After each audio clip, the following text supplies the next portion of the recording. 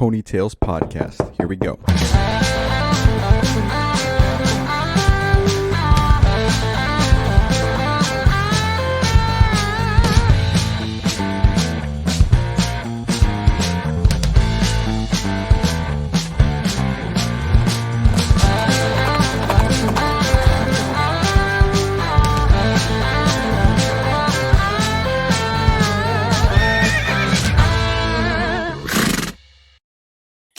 How's it going, everyone? Andres Gamboa here, and I am the host of the Ponytails podcast.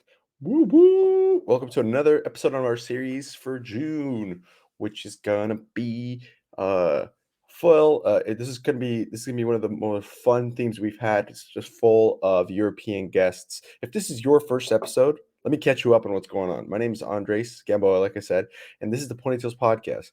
Why ponytails? Because it is kind of a code for all of us who did this crazy summer internship with Southwestern Advantage, going door to door for 80 hours a week. That's what we did. We did 80 hours a week on straight commission, no guarantees, for our college internship. And so what happens is some of those kids that come out during the summer are European. At first, there was a few, but then it was a ton. And now it's like the better ones at it, the people who are the best at doing this thing are actually European kids, and they're doing this every summer. And it is a fantastic experience because, of course, we'll hear from our guests and all our other guests in June about what it's like for them and their perspective of coming to the United States and doing this crazy, crazy job. But the company's been around forever, and there's 100,000 supposedly living alumni, and that's who we talk to. And we hear about their stories and what they're up to now and all that jazz. But a couple of things I wanted to keep you guys before we get into our show, before we bring our guests on. I wanted to catch you guys up on a couple of things to make sure that you guys are paying attention because things are changing. So first update that we want to make sure we get out here is BIZZLER. Now, BIZZLER is no longer, the cutoff is we moved it. We worked really hard to be able to move it to later.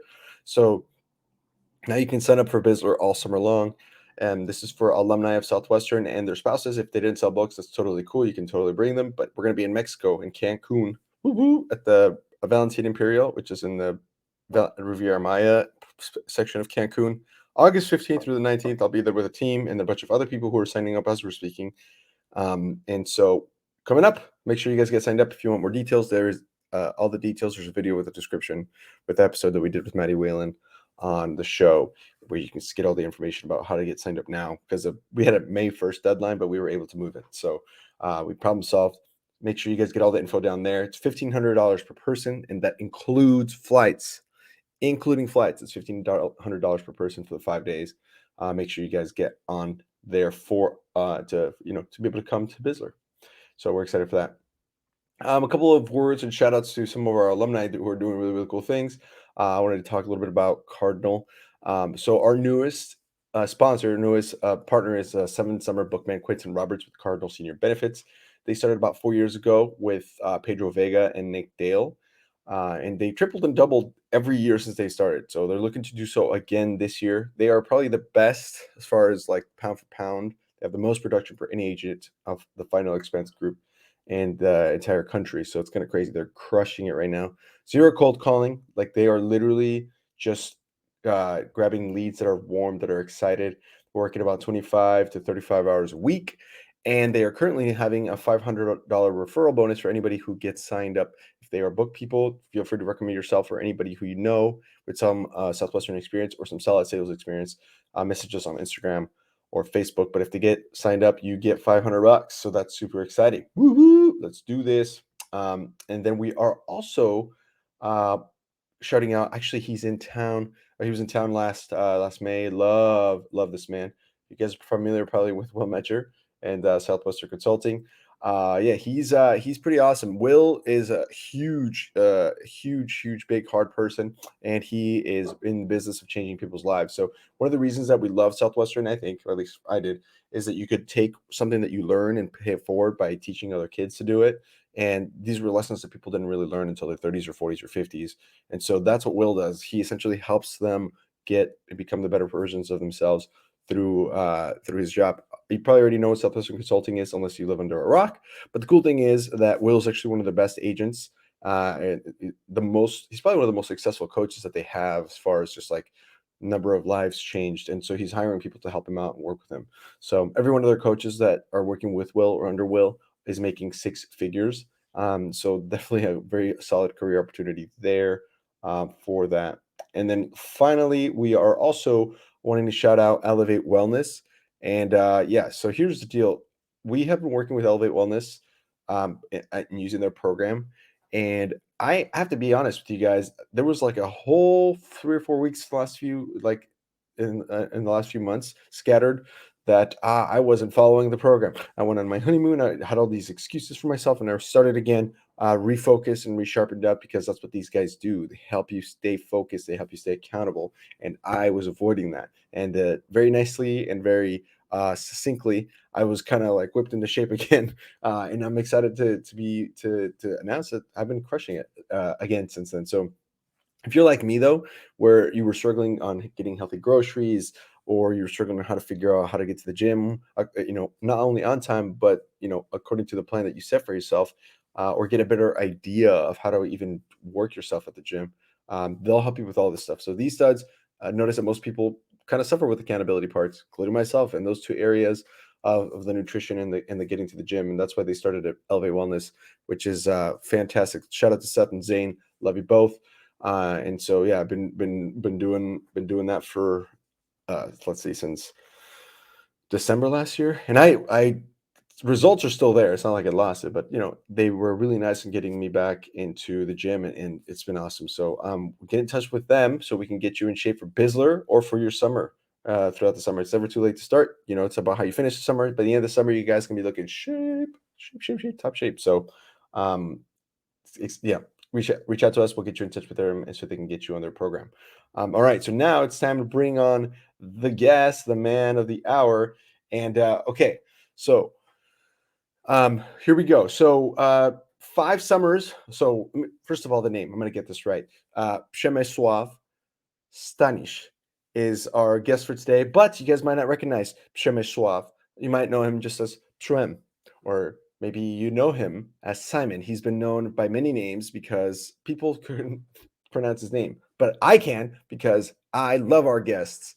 And hopefully he'll let us know that I did it right, because otherwise I'm going to have to put my foot in my mouth. But anyway, Simon, or as I sometimes call him, Przemysław, sold for 5 summers. He had his best summer was 5,000 units, and he is from Poland. So right now he's coming in to us live. I'll bring up on the screen. He's known for being the top B manager in Europe 1 at the time. Growth of 1,600 units up to 5K. His third and fourth summer were 4,500 units, and his fifth summer were 4,000 units. So he's pretty solid. When you're averaging between 4 to 5,000 a summer, you figure something out, and you're a badass essentially. And then he started in 2005, so he sold from '05 to 2010. We've had him on the show before, not as an episode, but we had him on with when we were trying to, and they're still trying to raise funds to help the Ukrainian refugees that are being affected by the crisis. Um, and so he'll talk a little bit more about that as well. But this time we're going to catch up to him from a Southwestern perspective, from a Ponytails podcast perspective of what the heck he's doing now. So I'm going to bring him on the screen. Here we go. Boom. What is up, Simon? How you doing? Good. How'd I Or do? Przemysław, How'd I do? right? That's right. Got Did, it, did, got it perfectly. Like it was just like I would hear my mom say my name. So yeah, oh, shout perfect, out. Shout out. Okay, perfect, cool. perfect. Przemysław. I'm just gonna say Przemysław because that's how it is. Although at this point, do you prefer Yeah. Simon for old sake, or what do you Yep. think? Yep. Yeah, I actually go by Simon almost everywhere because it takes me like 20 to 30 minutes to explain the whole history, the reason why my parents chose to give me, this name, and well, it's a good conversation starter. Uh, but Well, do yeah, you but want if to you don't start have time, there? just call me Simon. Yeah. Well, do you want to start there? I'd be curious to hear about that Yeah, story. yeah, yeah. Well, you have to look at Polish history when you think about me and my name. Yep. Just because, well, that was a Polish king way, way back. I think about, Oh, well, in 13 or 1400s, there was a guy. Well, actually it is a known Polish name, but at the time Poland, well, they didn't live that well with their neighbors, so there was a lot of wars, and just because of that, this name didn't get that popular. Like the only other country that uses this name is Czech Republic, and it's just because of historically we had some fights over the border, so there was some Przemysłavs left there. Right? Uh, So this is the only country or the only culture that can kind of pronounce it. They still have their own accent, but when I'm meeting people from Ukraine, from Slovakia, which have really similar, language in general, like this the same family, nope, they're like what? So when you look at Poland, there's a lot of those Slavs. There's Przemysław. My brother is Radosław, which is even more crazy because there's this, r that that you have to Radosław. roll your. Yeah, there's Mirosław. So there's a lot of those Slavs, and yeah, but usually this is the more formal thing. So I was telling you a story when I'm pulled over by the cops or the IRS knocks on my door. They're like Przemysław, but usually people call me Przemek, which is okay. Right. But for people that are listening that know me from 15 years ago, they didn't know me by Przemek. They knew me by Psem because that was the acceptable form of my name. And I think my third summer I changed it to Simon. So this is my real Polish middle name. Simon is my middle name. So it's not like I made it up. I just rebranded a bit. But now you can be like Simon Says. Like Simon Yeah. Says. Well, that was the second reason. I love that. I love that. So let me just put this on the Uh-huh. screen so people can see what we're talking about. Because because you only have like if you're listening, you can't see it, but if you're watching on YouTube or Spotify, you only have Simon Prem Stanisz. But here's what Yep. your name looks like. So this is Przemysław. Yeah. Yeah. And then Przemysław Simon is Simon already translated. So Shimon is the Polish Simon, which is Szymon, which would Szymon. make it even more freaky. Yeah. Make it, we're here. We're all about the freaky here at the Ponytails podcast. Przemysław Simon Stanisz. Boom, baby. Yep. Let's go. Now, every time I see your last name, I think of you ever seen Game of Thrones? Yeah, quite a few times. Yeah, Stanish Baratheon. He was Yeah, like one of yeah, the. yeah, yeah, yeah, yeah, yeah, yeah, yeah, That's what I yeah. think of. You're King Stanish, but there was a king, so no, there is so much royalty here. You are the Yep. champ. You're the king. I appreciate it, Yeah, brother. yeah, yeah, yeah, yeah. Thank you, thank you. Oh man. So all right. So Norman, let's dive into. Thank you for sharing. By the way, I didn't know the Polish history. I didn't know much about that. So I'm glad that you did. Um. So are you drinking? Are you drinking? So we can dig into Yeah, this. well, like, yeah, yeah. Well, actually, I was looking for something super Polish, so I got this Żubr. It's a really international name as well. But Jubr. just found out because I thought it just sounds Polish. It's a bison. It's a Polish bison. We're the only like one of few countries in Poland that still have bison living wild because most the others kind of extinct. But I just found out that this brewery was opened in 1768, and I thought it's just a marketing thing, and it's a real brewery that is older than the U.S. Constitution. Yeah, I was gonna say. See, that's what's cool about Europe is you get shit like that. Like, Yeah, and you don't yeah, even know about it. Like I have a 400-year-old beer, well, kind of, yeah. and I Two can whatever. drink it, right? Dude, that's crazy. So that's 100 years older than the company, than the Southwestern Yeah, company. yeah, yeah. So Uh, that's how old that is. Because you can see, let's see, 17. What is it? 1768. 1768. Yeah. So that's 254 years. That's crazy. Although that's not as crazy. I heard Louis C.K. one time talk about this. He's like, that's like 3 80-year-old people living and dying back to back.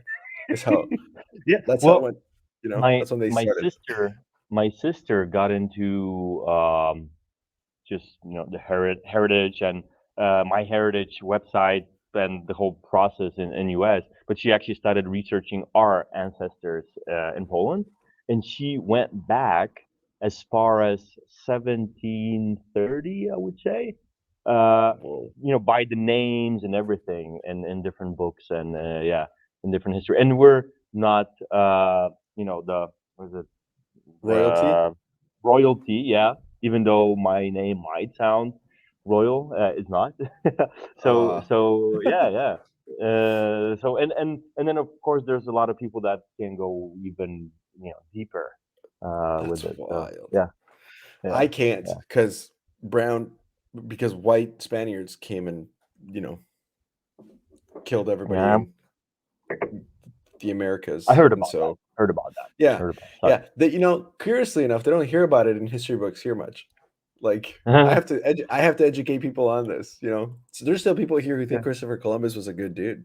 They're like, "Oh, Yeah, that's well, like the I amazing had this guy?" conversation. I had this conversation when I was in traveling over in South America, and then people told us that he's not considered a hero. Whereas, my even myself, when I was in elementary school, we were taught that he was a hero that discovered U.S. Even though the Yeah, Vikings did it before. Plus, there were yeah, other people like the natives that lived there. yeah, yeah, yeah. They Yeah. discovered So something new. That's like going to your neighbor's house and be like, "Hey, discover this apartment." They're like, "No, dude, I live here." but I was Cool. here first. Let Yeah. me kill your children and wife, and you work for me. How about that? That's exactly what they did. That's exactly what Yeah, happened. yeah, yeah, Yeah. exactly. In fact, and people, I was having this conversation actually quite recently, and someone was like, "Well, maybe you can say he was an amazing explorer." I'm like, "I don't think so either, because like he wasn't even looking for the U.S. or the Americas. He was looking for India, so he didn't even get there. Yeah, And when he yeah, came back, he didn't come back to the same island. He came back to a different spot. Like, so he yeah, was yeah, terrible at yeah, that yeah. too. He did it all for the money. It's all for the money, and don't do it for the Yep. money, kids. That's lesson number one on this awesome episode: is don't do it for the money. Oh man. Simon, what do you? Well, I just Speaking of which, the reason I bring this up is because I'm drinking rum from Caldas, Colombia. So this is like 8-year-old rum. So it's not nothing too Nice. crazy fancy, but it's from Colombia. So it's like, hey, something nice. Cheers to you, sir, and our heritage. Na Alrighty. zdrowie. Mm, what is it? Salute. Na zdrowie. Nazdrovia. That's right, baby. Na zdrowie. That's to your health. To your health. Okay. How do you say fuck Mhm. Christopher Columbus? Jebać Kolumba. Yevach Columba. That's right, baby. That's what I meant. Cool.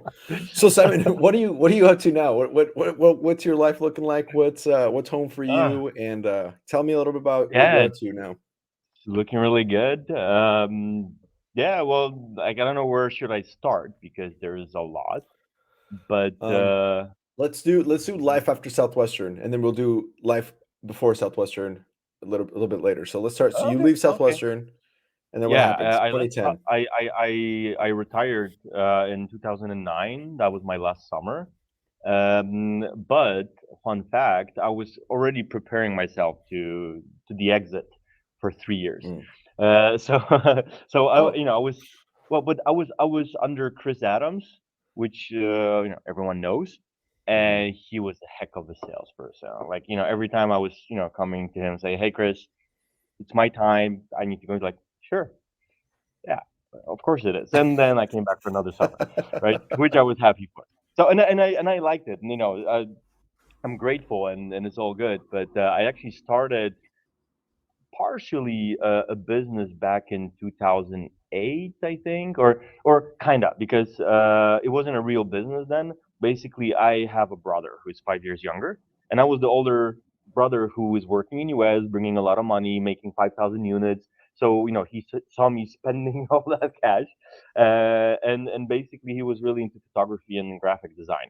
So at some point he was like, hey dude, can you help me out? I would like to buy this camera, but it's expensive, and the parents won't let me buy it. They can give me part of it, but can you help me out? And at some point he was like with 3 cameras, 20 lenses, and had this huge stack of equipment, which I was buying because I wanted to get into this, but I never had time. And of course he was like, yeah, I'll pay you back. I'll pay you back.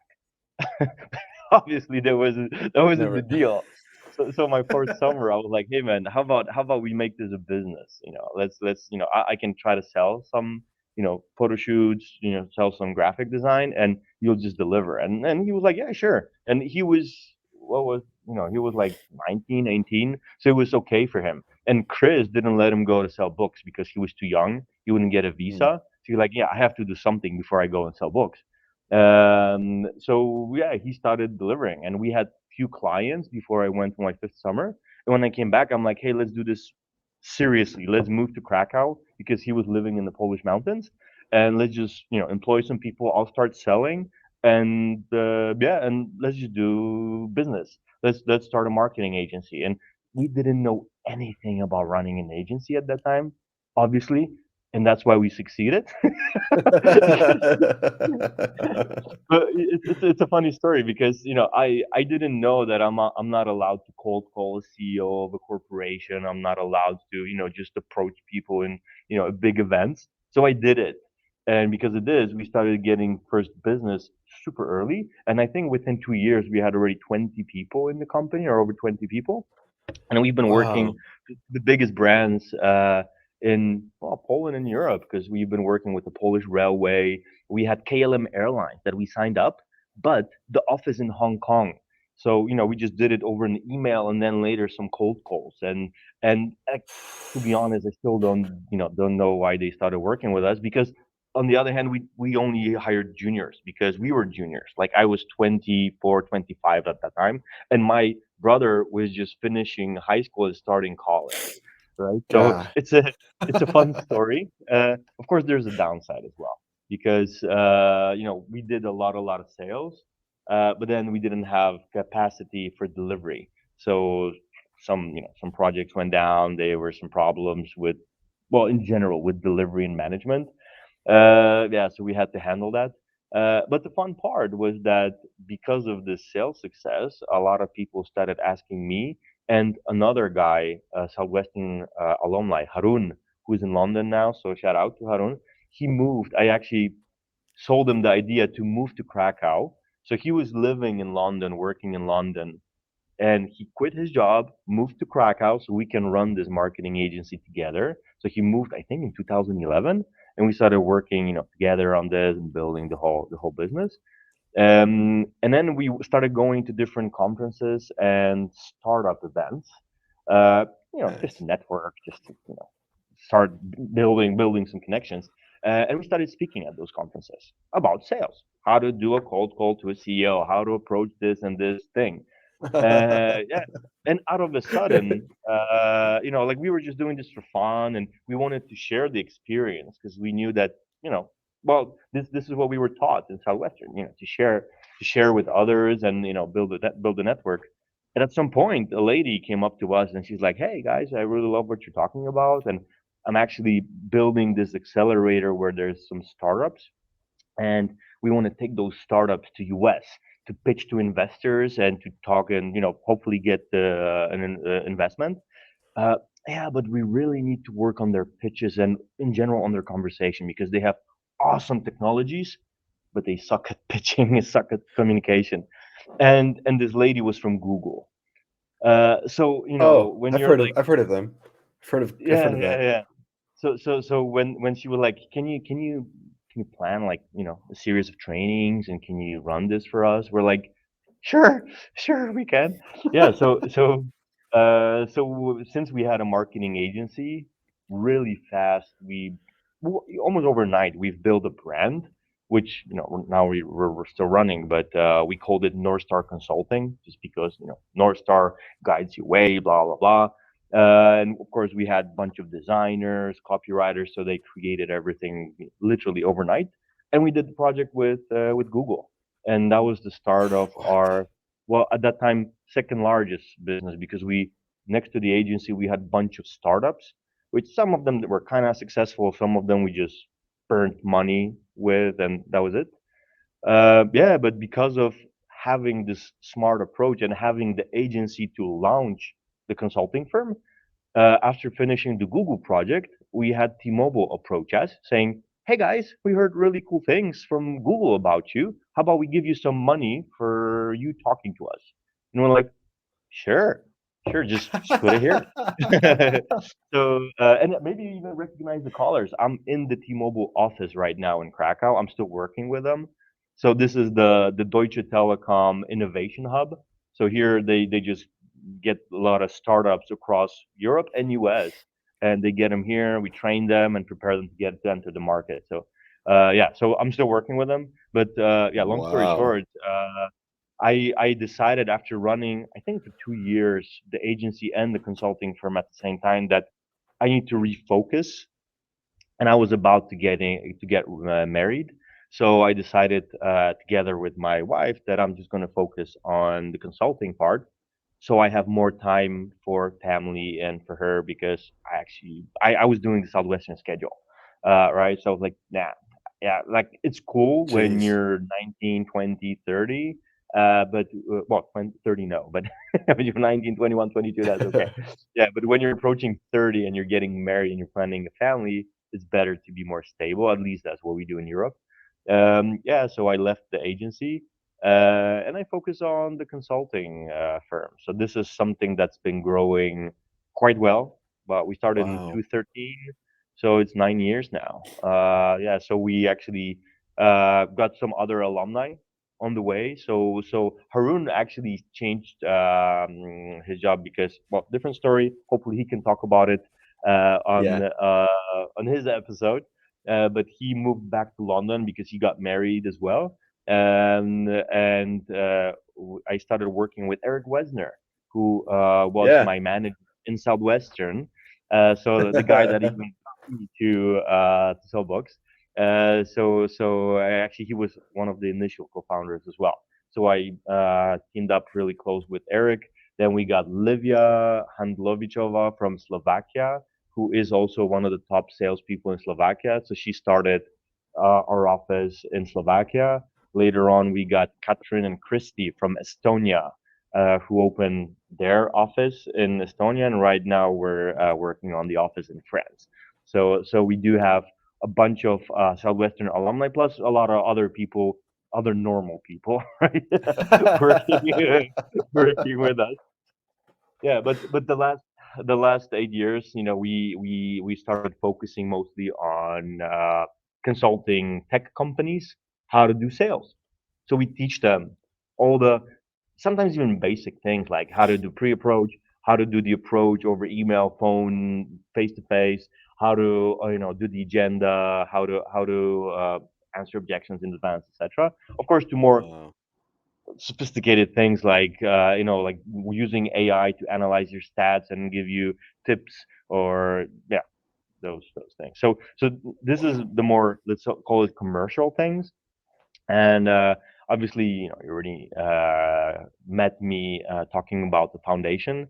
So Yeah. so yeah, so I don't know if I ever told you the story how that No. started, but I mean, and if yeah, you I, did, I it's okay if you tell us now. I mean, yeah, there yeah. might be people who haven't even heard. Oh, by the way, if you're listening to this, even if it's like September, I'm assuming the damage done by Russian forces to Ukraine is going to be felt for years to come. So it's still relevant right now. If you go back, it was between episode 99 and 100. It's actually really easy to find the episode because the cover art for it, both on YouTube and on Spotify and Apple Podcasts, is the Ukrainian flag. So you go back and listen. Simon was on telling us about the foundation and what they're specifically doing to help. So you can go back and listen to that, and you can talk about it now too. By the way, because some people are not Mhm, going to go back and listen mhm. to it. But yeah, that'd be great to hear. And but if you want to specifically know how to help, you can also go back and get the bigger details. We talked about the history of the two countries and the friction between them as well. Yeah, sorry. So just for people to know, Yeah, yeah, yeah. go ahead. No problem. No problem. So again, long story short, when I exited our marketing agency, uh, kind of went its own way. Then I focused on the consulting firm, but obviously once I got married, I decided with my wife that we're gonna have kids, and because of many different reasons, I decided that I'm going to focus more on the family than on the business. Just because the last, what, 10, 15 years, including Southwestern and then my agency years, I was focusing a lot on the business. And, of course, you feel the damage a little bit, right? That, Mm, you didn't have time to spend more time with your parents, you didn't have time to meet with your sister, with your cousin or whoever, right? So I decided that once we have children, that I'm gonna take more time off, that I'm gonna work less, like literally less, like half time or even stop working for a longer bit. And that's what I did. So basically, in 2017, our daughter was born. Yeah, and congrats. so yeah, and I was super excited, super happy, right? So obviously, I was preparing my business and, of course, the partners and my clients mostly that I'm gonna be out. So I said, hey, I'm gonna be out for 3 months, probably like 2, 3 weeks before, and then 2, 3 months, 2, 3 weeks before, and 2, 3 months afterwards, because I do want to focus on family. So I was out. And then I said, I'm going to come back, but I'm going to go back only for half time. So if you really want me to consult you, you have to book it in advance. And I increased the prices just because, I don't want any free riders. I want it to be more, Low supply, high legit. demand. Exactly. And what happened? I started working half time with the same cash flow. Surprise, surprise, Done. right? So I was happy, obviously, but at the same time, I had half a day free because after a couple months, my daughter started daycare, my wife went back to work, and I was like, okay, well, I have to do something with my time, and I didn't really feel a need of like boosting my revenue, building the business super big. I was never a corporate guy, right? So I was like, maybe I'll just find something cool. And at that very moment, a friend of mine or a colleague, well, a person I've known some time ago, she knocked on my door, and well, actually, she approached me by email, but this is her. She Same knocked on thing. my door. Same thing. And she was a girl who used to do a lot of NGO things. She was running a foundation in college. Later, she was running a couple foundations, helping like dogs, helping children with education, etc. But she was always an employee. And she approached me and she's like, "Hey, Przemek, or hey, Simon, uh, you know, we've known each other for like 5, 6 years. I've been seeing what you've done in all those different presentations, the events you spoke at, and I actually wanted to approach you because I have this vision. I wanted to open a foundation where basically I want to help, but I don't want to be dependent on donations only. I want to do a business foundation where I approach companies, they pay me for some services, and I deliver those services. And thanks to this, I help a certain group. And that certain group Mm, were foster care kids, disabled kids, or kids from rural areas, which are marginalized, I would say. Right? mhm. So I said, sure, I'll help you. And of course, he wanted to hire me, but then I was like, no, sorry, I don't feel good taking money, especially for this type of thing. So Yeah. I was like, yeah, let me just help you. And I started helping her out, like building her strategy, building the approach, how to talk with this or such corporation, how to prepare pitch decks. And at some point, she was like, hey, you know that you're spending the other half of your day with us, and basically like most of the decisions we make is also based on your feedback, and or a lot of them are your decisions. How about you join the board, because either way you're kind of the co-founder. And I'm like, well, I kind of am, so sure. And then basically it just got official, right? So nothing really changed, just my name in the paperwork. Yeah, but I really enjoyed this Wow. time. So I really see a huge potential, since I live with tech companies.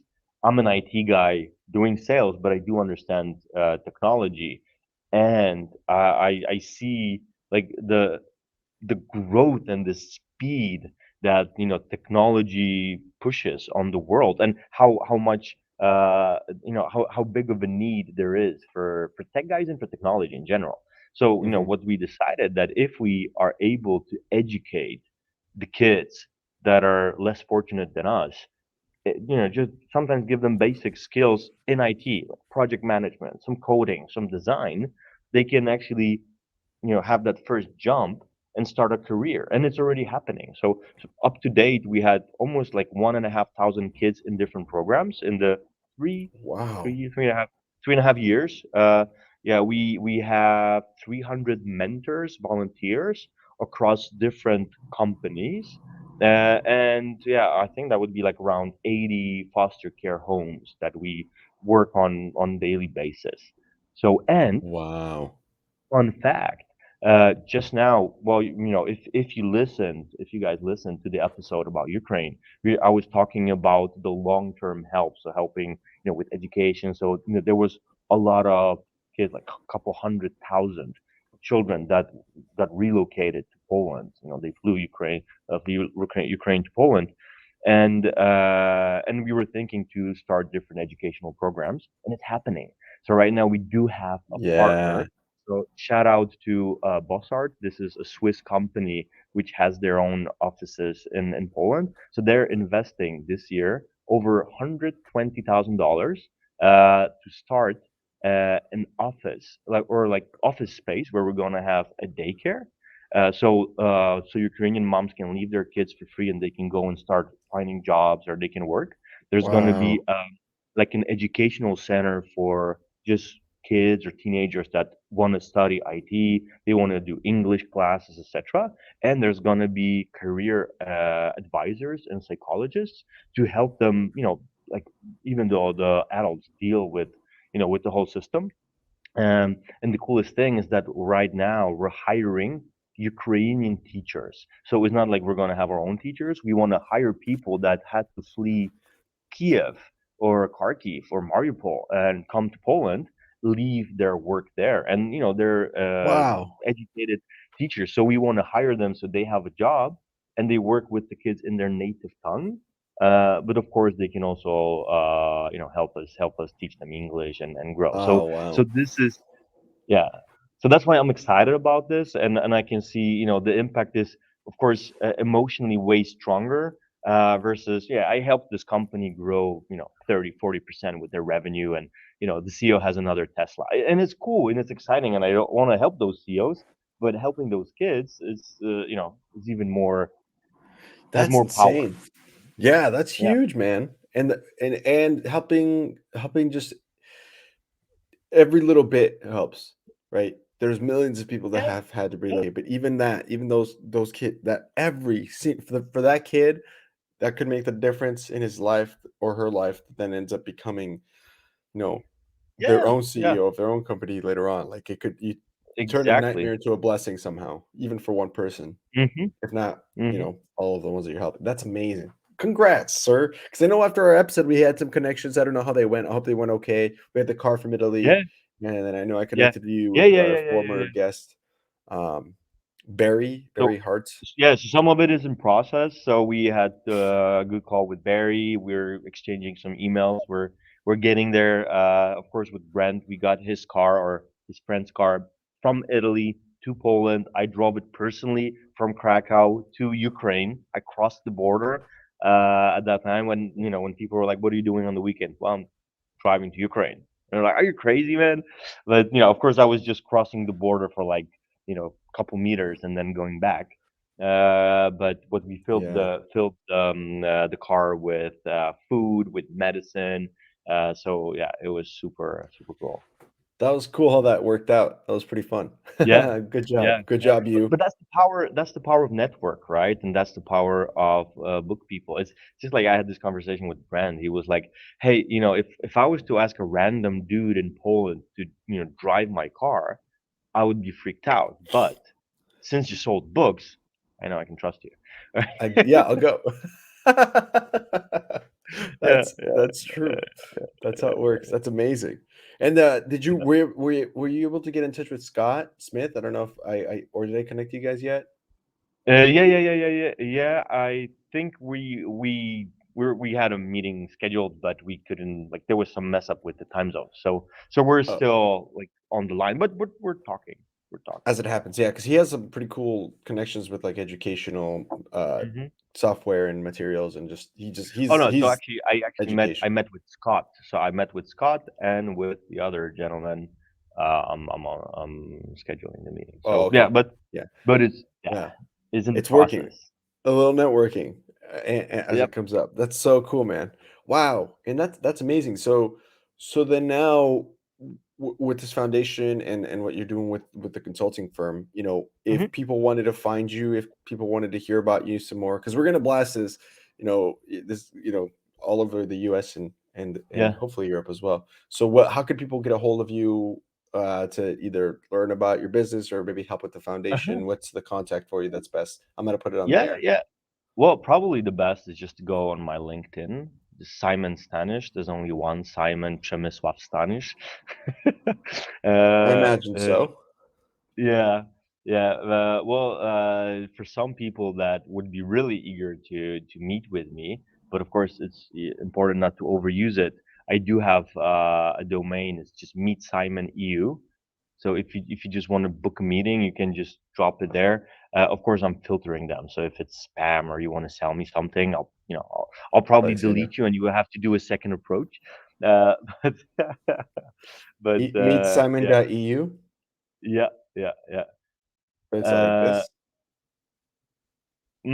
yep, Cool. exactly. But It's with a on the screen. www, there's Oh, something iffy with the domain, but yeah, people will probably smooth it. manage. It's like this. Um, Yeah, yeah, but in general, like if people want to talk about technology, they want to talk about sales in technology, or the other way around. Like actually, we just started another business, which we've been running for planning for for a few months.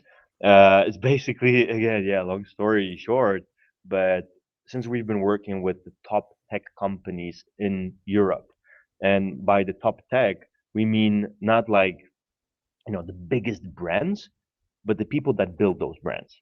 So, if you think about Deloitte, Apple, Samsung, those guys, of course, they have the big brand, they have the technology, but there are people who actually code. They put the wires together, right? They build the devices. Mm, And a lot of the software development, actually, majority of the software development is kept in Eastern Europe. So Poland, before Ukraine, Belarus, Romania, right? So there are a lot of oh, companies that outsource the work, outsource the processes here. So since we've been working, we've been consulting them, we've learned about their experience, about their expertise. So now we started some sort of a, I would say like I would be like a broker, a tech broker, where even right now we have our my partner Sylvia. She has a contact from Kuwait, and that Kuwait it's like one of the biggest banks there. The person there needs a specific app, specific project, and he's like, yeah, I want someone who did this before because obviously I can just hire a bunch of developers and they would start coding, but I want to make it smarter, faster, and I don't want to make all those mistakes that I would do if I would do it in right. house. And then we're like, oh, that's really cool because one of our partners did the ING app. Other partner did Crédit Agricole, which is the biggest French bank. Another one did this and this. So we do have about 3 or 4 companies that did the biggest app development for banks across Europe and US. And we're like, okay, so let's arrange some meetings there. And those guys can talk directly. So it's not based on their experience because all of theirs is awesome, but it's more like, okay, how do you communicate or what features would Mm. be the best with this or other company? And it's, yeah, Wow. So it's like networking. You're just I'm they're the paying you for who connector. you know. Yeah. Hey, Yeah, you know what? yeah, yeah. Same. Same.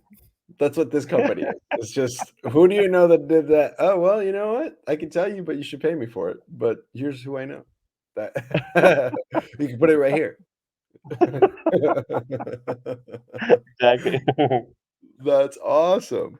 So cool, man. It's Yeah, crazy yeah. how like I was gonna ask you this: how much of your Southwestern experience, have you used it? It sounds like it's all of it. Like to to help you with Yes. this. Like what specifically? What are some of the things that you still use for your current day to Oh, day that you learned from Southwestern? well, like definitely the cycle of sales. So I still well I use it. So again, like looking at my history, what I did after coming back from selling books is I was like, okay, well I have to redo the cycle of sales, which I felt really comfortable with. It was I did it for 5 years, right? So there Hmm. was nothing that could surprise me there. So I was like, okay, I have to redo this for B2B in Europe. So I did. And of course, it took me about half a year up to a year to optimize it. but I was good enough that I could give it to other people and they could use it, they could sell this way. So that was the first approach. So I reused all of the elements from the cycle of sales, but I would say I upgraded it a bit to meet the standards today. Things like email automation, or using the Oh, CRM versus those huge stat sheets that we used to fill out. I was still at that yeah, time where we didn't know anything about tablets. The tablet wasn't even invented at that yeah, time. Right. yep, So that was it. And later on, when we started doing consultancy, well, we went through the same journey. So we knew that each company has to have some sort of sales cycle. They have to have processes. They have to have those manuals. So this is what we took. Well, we didn't use the full Southwestern cycle because it's more for B2C. Obviously, it's a little yeah, bit different form versus a half a year cycle with a corporation that you have to have multiple meetings, a PowerPoint presentation, etc. But we used the things that I've built with Haroon back in the time when we had the agency, and we right, built a model on how to build your own sales talk and your own sales manual in 3 months versus a year normally how it would take you if you wanted to do it from scratch. All right, so this is one thing. But on the other hand, I did use a lot of the things that Chris and Eric taught me. So obviously even the most basic things like what ifs or puking, right? And even ooh, not yeah, to a fact where to stage where I use it at work, but when I was proposing to my wife and we were setting up our life, I was like, okay, let's do a contract. Let's do a manager contract. I don't know if you had it, but like the I had creed, yeah, the made student manager creed, yeah, yeah, yeah. yeah. And like you will be mad at me, but if it happens, come to me and let's talk. And so we set up a time to puke with my wife. Of course, in the Southwestern term, we set Yeah, up a time, our process on how to communicate, how to manage our emotions when we're mad, etc. And to be fair, I don't remember if we ever had a fight. It was always managed quite well, and yeah. So so I used a lot of the things both ways. so for people who don't know what we mean by puke, and you normally have like a little sticker that comes up, but I don't this time because we really haven't talked about this. But puke was a term used for negative or complaining or which is fine, but the rule was you never puked up. You can puke across, excuse me, you always puked up, you never puked down. So what that specifically meant was that as a manager, for example, if I was my second year selling books and something negative happened to me that I needed to like talk about, I never go up to a first year, which is technically down because it's the first year and I'm my second year. So I would never puke down. I would puke up. So puke to a third year, fourth year, fifth year, or the manager or whoever was like the OL, like you would puke up. So that's the rule. Right. It's okay to puke, but just puke up. Never puke sideways or below. But it's Always puke up. easier Was easier to manage it. Yeah, Yeah. it's easier to manage it because people have typically more experience, which means they can kind of guide you Yeah. better. That doesn't always work, but Yeah. But of for the course, the sake other of side was this, that you cannot keep the emotions for yourself. You have to puke so you feel better. So that's also the other side of it, right? That, right? if you decide to puke or, it would be good to puke, yeah, don't puke down, puke up. You're going to Yeah. feel better and your manager is going to manage the puke better. Yeah, Yeah. supposedly. It didn't always work, but yes, supposedly. Uh, But yeah, so in a marriage, that's cool because like you set up time to puke. That sounds funny to yeah. someone who does Yeah. sell books, Yeah. but Yeah. that's a little bookism right there. That's so Yep. funny. Yep. Yep. And then what you were talking about was the student manager creed, is what we call it here in the U.S. But and everybody has a different thing. But basically, was before the summer, you just kind of sit down with your student manager and you were like, "All right, here's what's going to happen. Like these things are probably going to happen, and you're going to be mad at me, but don't worry, it's okay because we talked about it, and this is how we're going to handle it. I'm not going to ask you to do something that I wouldn't do or haven't done myself already. Like, like the little like vows, I guess, if you will, it's not a written contract or anything specific, but it was just like a mental contract, verbal contract that like if certain shit happened, this is how we were going to handle it. And so that I see what you're saying. So I need to do this with my wife. I think that'd be really fun. Like, all right, here's the what Yeah, ifs. Here's the here's the level. I'm gonna level with you. I'll believe in you yeah, even when you don't yeah, believe yeah, in yeah, yourself. yeah, There's a bunch yeah, of them, yeah, right? Wow, yeah, that's really yeah, cool. I'm taking marriage yeah, advice. Welcome to marriage advice with yeah, Przemysław Stanisz. yeah, Did I say? I say. I'm just gonna say yeah, Simon. yeah. You're Simon getting better Stanish. at it. Yeah, Dang, that's good, dude. Oh, that's so awesome. And it's helpful to see, that years later, this whole thing that you did is still helping you out. yeah, yeah, yeah. And of course, I because a lot of people ask me, do you still get the book nightmares, right? Yeah. The book filled nightmare. No, no, no. I don't. Actually, I stopped getting it. I think like 3 or 4 years after. But I still, I was still kind of thinking about the book field, maybe just because I was still involved, with the community in Poland and Slovakia. And later it kind of, went away. So it's okay. The bad things go away. Yeah, but the The good aspect you can PTSD doesn't last all the whole time. exactly, Shared exactly. shared Yeah, and trauma, plus, man. like majority of my business is based on the network with different alumni, right? So we Yeah. still meet, we still talk, and yeah, we're even trying to find ways how we can do business together, just because it's fun, and I know that if there's someone who sold books for for 1 year, it's still like managed, I would still think about it, but 2, 3, 5 years, oh yeah, easy, I can trust them. They're gonna be good, especially if they have good managers, good habits. It's gonna stay there. So That's right, yeah. baby. Those Yeah, four summer threshold. That's what I say. If you did 4 summers, you did the year. Even if you sucked, you still did a yeah, year knocking on doors. Like that's still yeah, something. yeah, yeah, yeah, yeah, yeah, yeah, yeah, Still works. All right. Well, let's. We could transition into some of that. What do you say? You want to talk about some Southwestern stuff? yeah, yeah, yeah. Well, that's what Let's we're do it. here for. That's right. So it's about Okay. time. Let me talk a little bit. Give a quick shout out to some folks. Do you remember same around the same time that you were starting? Do you remember Pat Roach? Yeah, yeah, yeah. Stud. Yep. So, want to give a shout out to Pat and Southwestern Real Estate. So, as you probably have found out, Sam, there's a ton of industries out there that are super lucrative. A lot of money in some of these industries, but they have mediocre standards. I think that's something that you said earlier, where it's like they have all the right technology, but they suck at like the sales part of it. Yep. So real estate was the same way.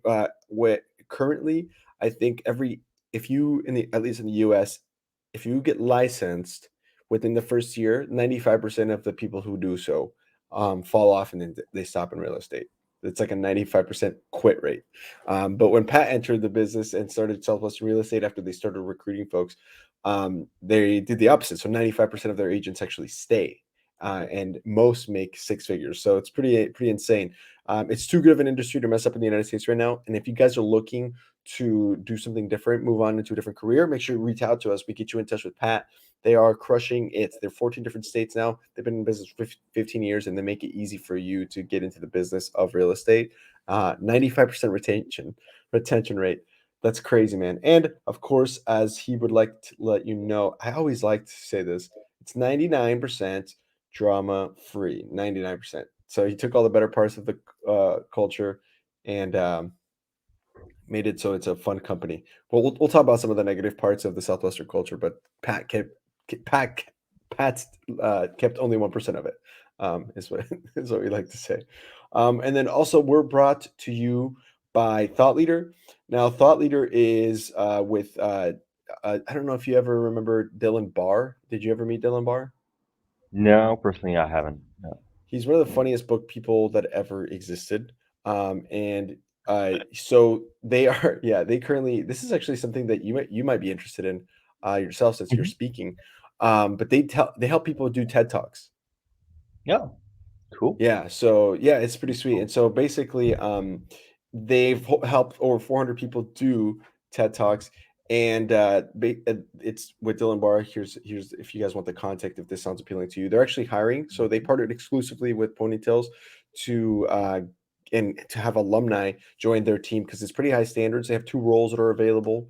One of them is the SDR role, which is actually qualifying leads that are warm leads. So you're calling people who express interest, and they get you in touch and booked to have a meeting about their program. So that's one role. And then the other role that they have is the enrollment specialist. And so basically they're pre-booked, so their schedule is pretty much pre-filled out with contacts that are already qualified and excited to talk to you. They're genuinely interesting people, because only like really high caliber people think to themselves, I should do a TED talk. And so by the time that you get to talk to them, they're like some of the coolest people on the planet.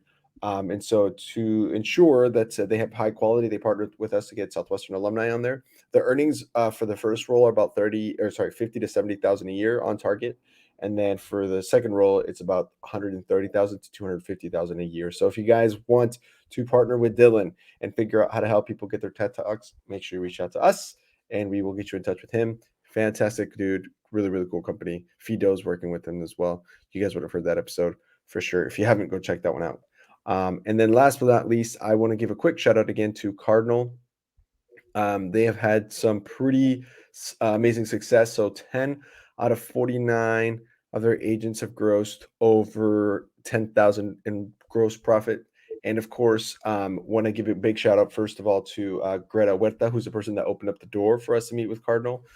They've already had like 2 or 3 people who have joined them because they heard about it through Ponytails podcast. And it all started with Greta. Greta was a guest back in January, badass Latina chick.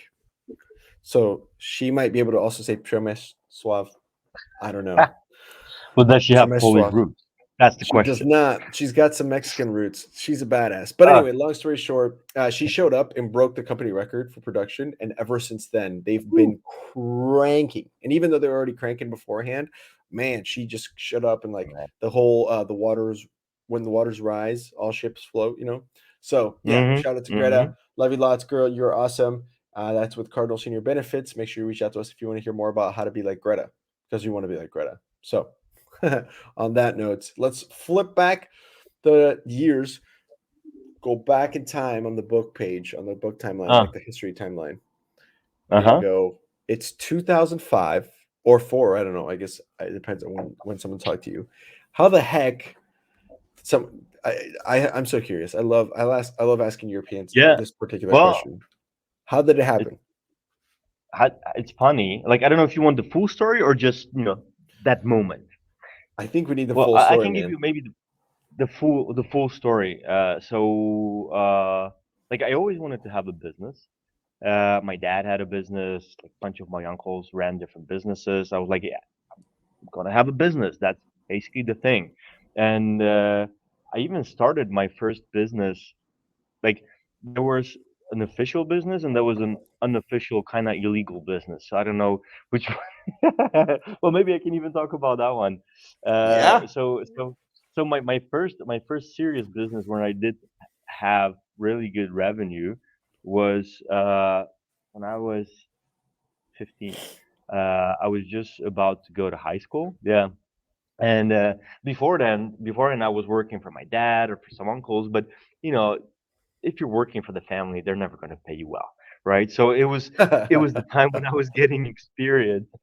But I was like, okay, I need to save up some cash, and I was always hype about technology, and my dad just bought like this new computer to our house, and it was year 1999, right? So it was still that was Wow. quite a while ago. So in that time, I was getting ready to go to high school, and I started high school in 2020, in 2000. Sorry. Uh, and I was thinking, oh, it would be really cool to have a CD burner, which some people probably don't even know what a CD Oh yeah. is. And that was the time when there was a shift from, the floppy disks or tape recorders, which you could have, to CDs, but CDs were super expensive. And especially in Poland, which was post-Soviet, right? It was only like 9, 10 years when the curtain went down and, economy was building up. So I was like, "Ah, it would Crazy. be so dope if I could afford a CD burner. Uh, and if I can burn some CDs for my friends, they're gonna pay for that. Definitely gonna pay for that. So what I did is I worked the Well, whole summer on. Uh-huh. hang on a sec. I think there's This is gonna be sad. I can't believe we have to do this. We have to do this. We have to explain what a CD burner is because our demographic, listening demographic, there's a chunk of them that are below the age of Yeah, 25, like a big chunk. And I think if they're below 25, this is yeah, 1999, so they're 3 years old. I don't know that they would know what a CD burner is. I don't think my brother's in 2003, he was born in '03. I don't think he would know it. Wow, this is yeah. sad. So, Can we just take a drink about that? That's sad. yeah, yeah, yeah. Let's do it. To CD burning.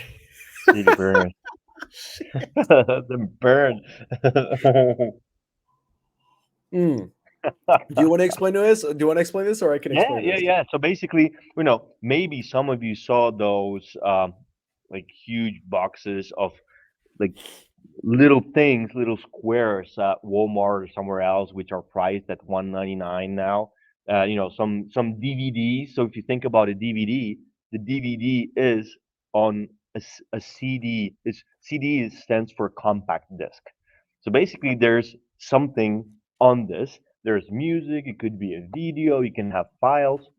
And back in the days, if you wanted to watch a movie, no Netflix. There was no Amazon Prime, no Disney Plus. Actually, you could either have cable, which you had to watch whatever is on there, or you had to go to Blockbuster, which we would have to explain again, right? Wow. You'd have to go and rent. Yeah, you would have to rent a VCR tape, or or the more advanced thing, you could have a DVD where you literally put, Fancy. yeah, you put the disc into a device and then the movie plays, which you don't have to rewind. You just click and it goes from beginning. It was digital. Before it was super, well, non-digital. To do, oh my god, hold on. To rewind is Jesus, dude, this is so bad. I Okay, know, right? so to rewind, oh man, you can't even explain what rewind is. So back in the day, before CDs, you had to put the cassette into. This is crazy. So, okay, so you have to It's your literally, it turn. was actual film. Yeah, it's I'll explain rewind and you can continue DVD because or CD. So basically, it came in an actual tape. This is so funny for people who are older in the 30s. Um, but for the kids, you actually had to. I bet you somebody's got to learn from this. You had to like literally with a pencil or something like rewind because the tape had been played. So when you put in the cassette into the movie, like the VCR, you had to like it played, but then it was at the end. So how do you start at the beginning? You can't just click start from go back. You just literally had to rewind it. Sometimes there was actually machines that did rewinding for you. So that was when you were really fancy before DVDs, but you were still fancy. You got the VHS tape or the VCR tape, and you would put it into this machine and hooked up into the little spools, and it would go and it would rewind it. It would take 2 minutes. It's Yeah. like they were being sold. I would say this rewinds your tape in 60 seconds. And you're like, holy shit, where are they going with this stuff? So, What I'm gonna do with all my free time now? yeah, it's like, I got so much time. Look at this. I can go eat breakfast and watch a movie now. So, like, so anyway, so you would do that. And then you'd so when the CD came out, to rewind, you could literally just go start from the beginning. And that Click. was fucking mind blowing. Yeah, yeah. They put So rewinders out of business. yeah, exactly. So the thing is that you could actually go to a store and buy music. You could buy a movie, for example, Matrix on a DVD, but you would have to pay like 20, $50 for one movie, which was quite high, even in US, right? And then when you look at Mhm. Poland, which was, kind of iffy at that time, people couldn't afford that.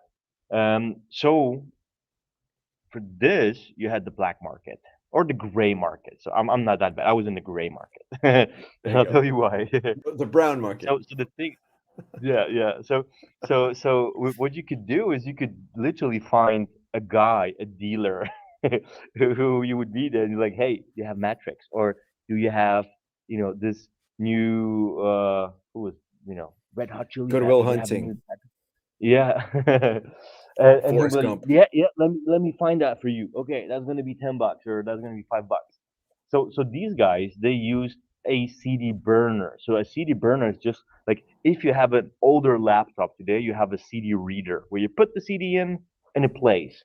So some, or actually a lot of laptops, the older ones have it already built in. But into the year 2000, you had to have a separate reader and a separate burner. And the burner was a couple $100, at least in Poland, right? And like almost no one had it. There was one guy in town that had it. And I come from a little town in the mountains, like 15,000 people. So there was literally one guy that had it, and he was making a lot of money out of this. So I thought, hey, how about I save up some money. I know IT. I can burn CDs. So let me do that. So I did actually save up some money. I worked at my uncle's carpenter shop. I literally made furniture to get the CD burner. I got it. And then I was like, okay, well, I have the burner, but I have to find the music, the movies, everything else. And it's not like you could just go online and download it. Like you could That didn't some of exist. it, but it was dial up.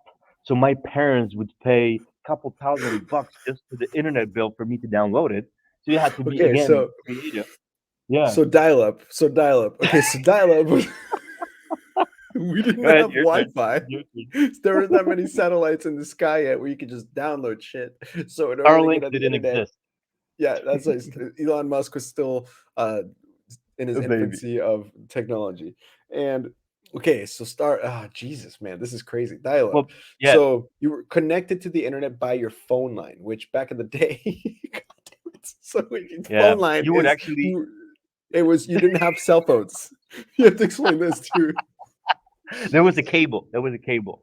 So after you went to watch Jesus do his sermon in person, you would then go home and plug in your after you witnessed the Constitution being signed, you would go and plug in your phone, and it wasn't the reason these are called mobile phones is because they had to call it mobile because there was a stationary phone, and the stationary phone plugged into the wall, and it went through the power lines, and when you called, you had to like be stuck to the wall. You couldn't just like. I mean, I remember when they created like the wireless stationary phone where you could walk around the but whole you house. still had to go. Yeah. Fuck, that was so fancy, dude. You were like, that's here's what you would do. You would rewind your tape and then get on the phone while you were waiting for Talk the about 60 it. seconds to rewind. You could talk about it with your wireless stationary phone.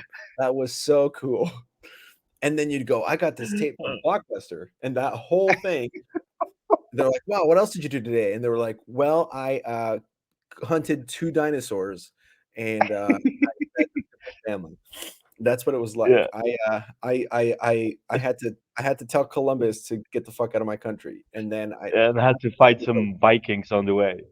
yeah, that's exactly so. And then I called you, and so anyway, so dial up. So before, if you wanted to get on the internet, you had to go through your phone connection. Don't ask me why. I mean, we can get into that, but we don't have to talk about that. And yeah, so if you wanted to get on the phone, you had to be like, "Hey," or if you want to get on the internet to download something, which would take forever, you'd be like, "Hey, nobody call. I'm about to get on the internet." That was an actual sentence that had to be said, and then your Yeah. mom would be like, "But I'm gonna call your Aunt Susan," and then you'd be like, "No, because I have to download this picture of Jessica Simpson, who was the hottest girl at the time. I think I don't know." Anyway, so that's dial up. So you couldn't just download Uh-huh. music. Sorry, go ahead. Yeah, yeah. So I couldn't download music. So I was like, okay, what would Jesus do? Like, how would you approach this smarter, right? So what I did is I was like, well, there's since I was already into tech. I started reading some books. We had a computer already for 2 years at home. So I was like, well, there's music that you burn for the music players, but there's only 20 tracks, right? So you put it Mm. into your, whatever stereo in your car or at home, and it plays music. But when you're a tech whiz, you have MP3, and you can have 300 of Ooh. those on one CD. And I'm like, if I can talk that guy, this one dealer in my city, to sell me not the regular track, but give me 300 files of music. The Red Hot Chili Peppers, Britney, Christina Aguilera, And Jess sync, Bar, baby. and say, yeah, yeah, and say, Oh yeah. so all those guys, and I can have it for those $10. I would be really smart. So I did that. I approached him and said, "Hey, man, I'm not into like just playing music in the stereo. I'm a tech, tech whiz. Like, can you burn me MP3s?" He's like, "Yeah, sure. It's gonna be $15 instead of 10." I'm like, "Sure." So he actually Done. burned me like, yeah, yeah. So he started burning me like all his music, and of course all the videos as well. But it was way more than I would pay normally. So I got 300 tracks, and then I started selling those tracks and burning those CDs in my high school. And literally at some point, I was coming to school. I didn't have books in my backpacks. I had stack of CDs, and even my teachers were Nice. buying CDs from me. So I was like Nah. loaded. But then, yeah, seriously, Budding little seriously. entrepreneur or bookman in the making. But A CD and man. but then Can I get you a but shirt that then the says CD man? market hit me. Yeah, but that was it. That was it. Like some people didn't even know my name. Like, hey, yeah, you have CDs for $8. The other one sells for 10. You have it for 8. So yeah, and it worked, right? So I ran like this for 2 years, but then the market changed. Basically, technology was more available. People could buy their own burners. Uh, Dial up was actually already closing up because there was another. It wasn't DSL. It was something in between, but there was faster internet. Napster was more popular, and all those Yep. things. So basically, that was the moment when I had to change my business. So at some moment, people were like, "Yeah, yeah, I don't want your CDs because I already have." I have internet, I can download it, or we have free internet at school, so we can have that in place. But of course, I did have some experience. I blew all the money, so I didn't save anything. So I was like, okay, now I'm a poor kid. Well, I'm a kid, so I'm still okay, right? Because I was just 17 at the time. But I want to have another business. And out of a sudden, my uncle, who obviously I knew my whole life, um, who lives in Milwaukee in US, he opened a business in Poland. So he's already he was a successful entrepreneur in US, had a couple businesses there, and he since he was coming back to Poland once or twice a year, he opened a gas station, but also Mm, at the gas station he wanted to put surveillance cameras, and he wanted to do this just because well it's good to have it, but also in US he had a company that was setting up those installations. And he was like, "Hey, this is really cool tech, and these are cameras that you can go and monitor over the web. If you have dial-up or even the faster internet, you can log in, you can see it, you can move it. Do you want to help me set it up?" I'm like, "Yeah, of course." So I did, helped him out, loved it. It was so cool, and he was like, "Hey, I'm actually thinking to start to sell these things in here in Poland. How about would you wanna go and help me out?" I'm like, Sure." So that was the time when at the age of 17, he said, "Okay, here's some money. I reserved a spot at the biggest surveillance trade shows in Poland. So plan out the stand, prepare everything. I'm gonna come back in 3 months with a bunch of cameras and let's go and sell it." And I'm like, nice. "Oh, fuck yeah, this is awesome." So, and of course, I didn't know anything about this. I didn't know how to approach it, but, he helped me. He gave me a lot of tips. From what I could, I did. He did the rest. But we went to the trade shows. We had a really good show. People started buying, and I was like, I love it. I was suited up. I was talking with people, and it was just a good vibe. And the next year, we were planning again the same thing. So I was like, hey, if we're doing this next year, how about I just start selling this in Poland here. Just go to different companies. He's like, sure, go ahead. I'm like, oh yeah, awesome. So Nice. he's like, here's like a huge box of cameras. You can pay me back whenever you sell it. So I started selling, and I sucked at it. So that was the beginning Naturally. of the story. Yeah. Well, basically, like, of course, like my parents or my friends set up some meetings. And in some cases, people, like, I thought, oh, this guy has 5, 6 stores. He will love it. He will buy everything.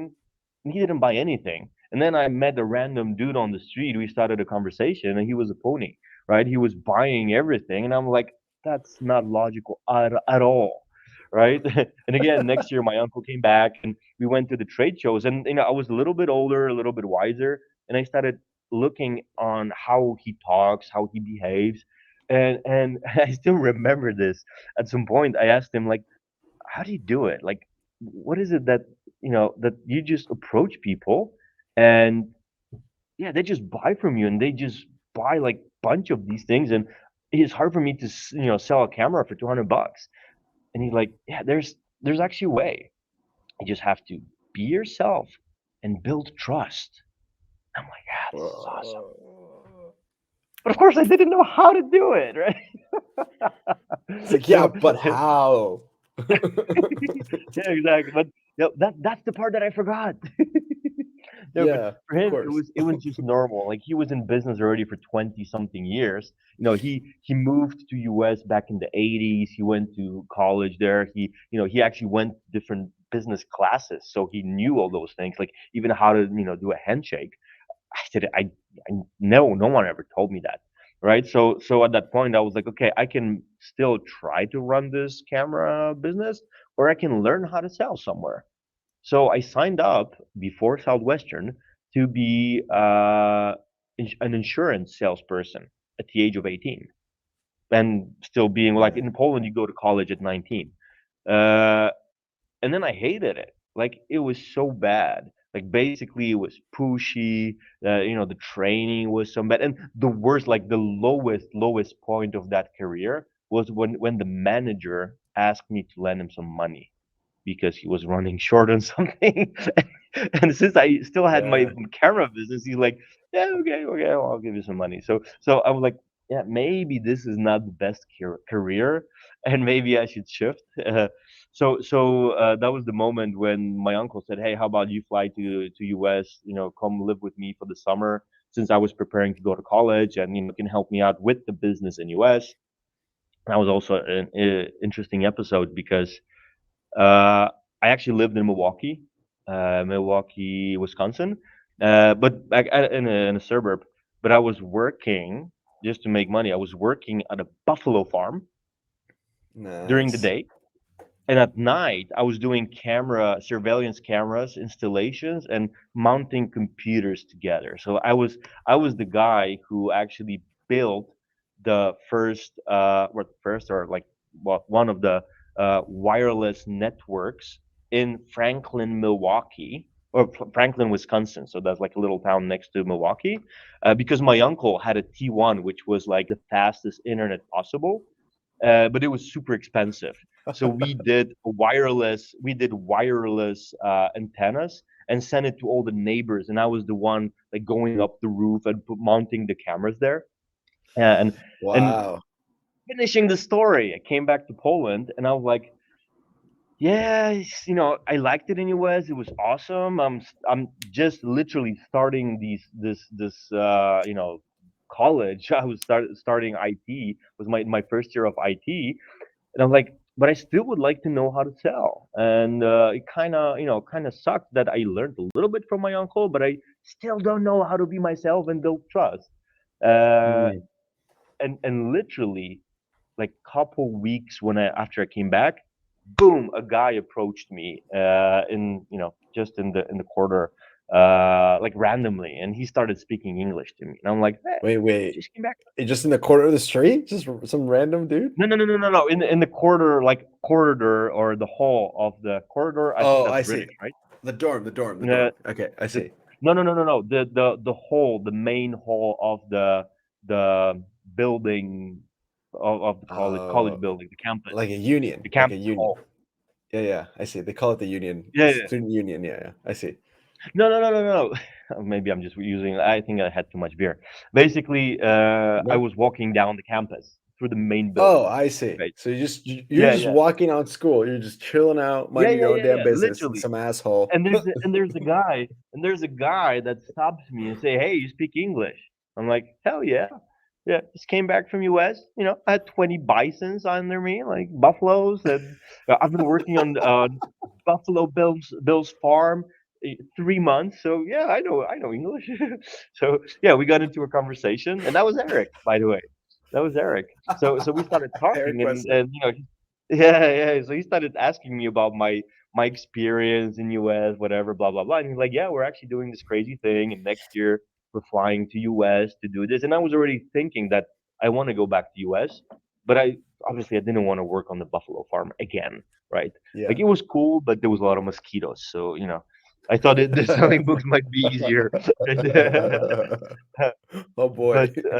But the funny thing is that since it was my like I don't know first or second month of college, Eric was like, "Yeah, we're having this presentation. You have to come over." I'm like, "Cool, I will. I will. Just let me know." So he texted me the time and the place, and I went to a party. I didn't go to the presentation because you're in college, right?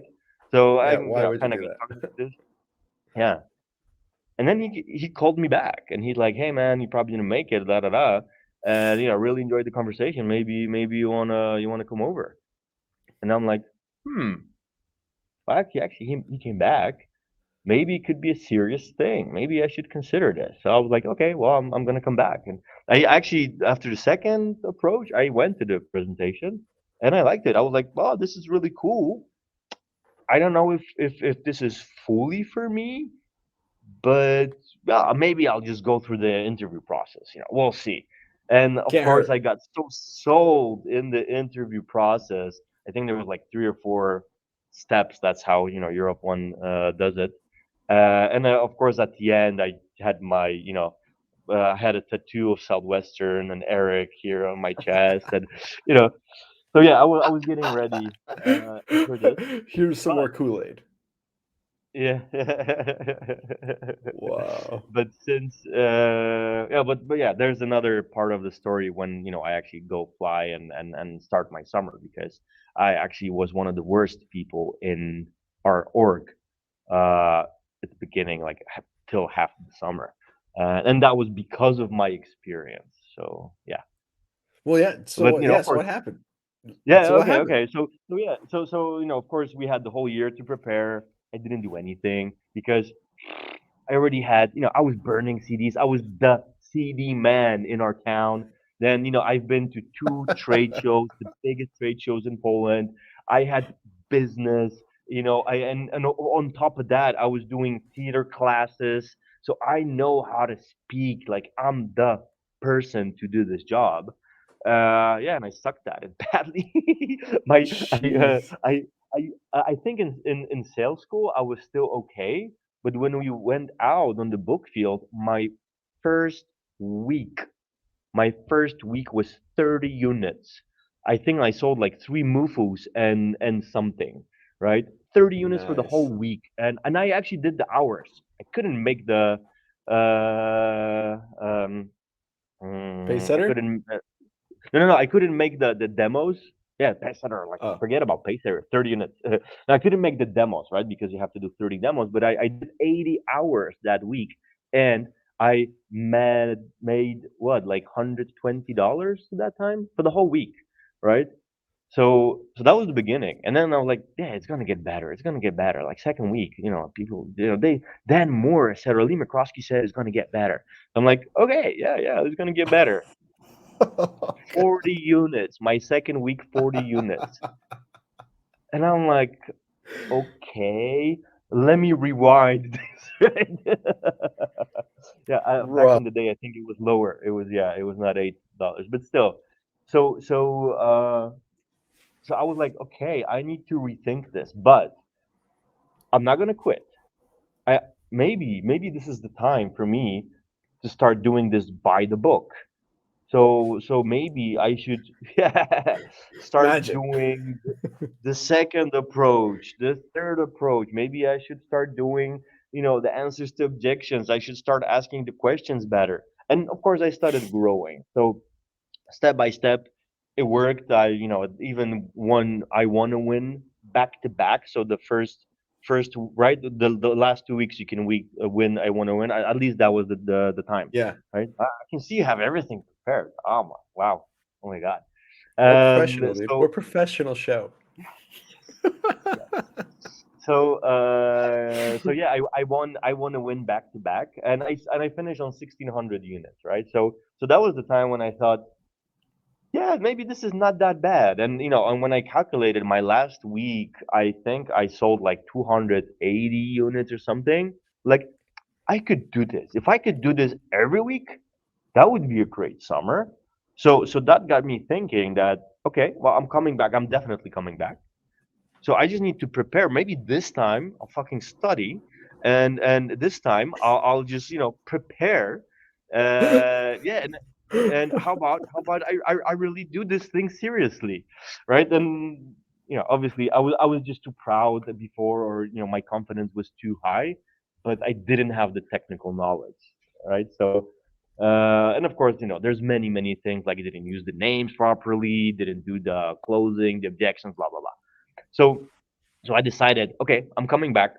And the funny thing is that almost all of the people from that org either quit or they they did really bad. So no one came back from that time. So there was only me and Eric who were the well, not first years, and the rest were actually first years that we had to recruit. And what happened is I made it my personal goal to make the best preparation ever.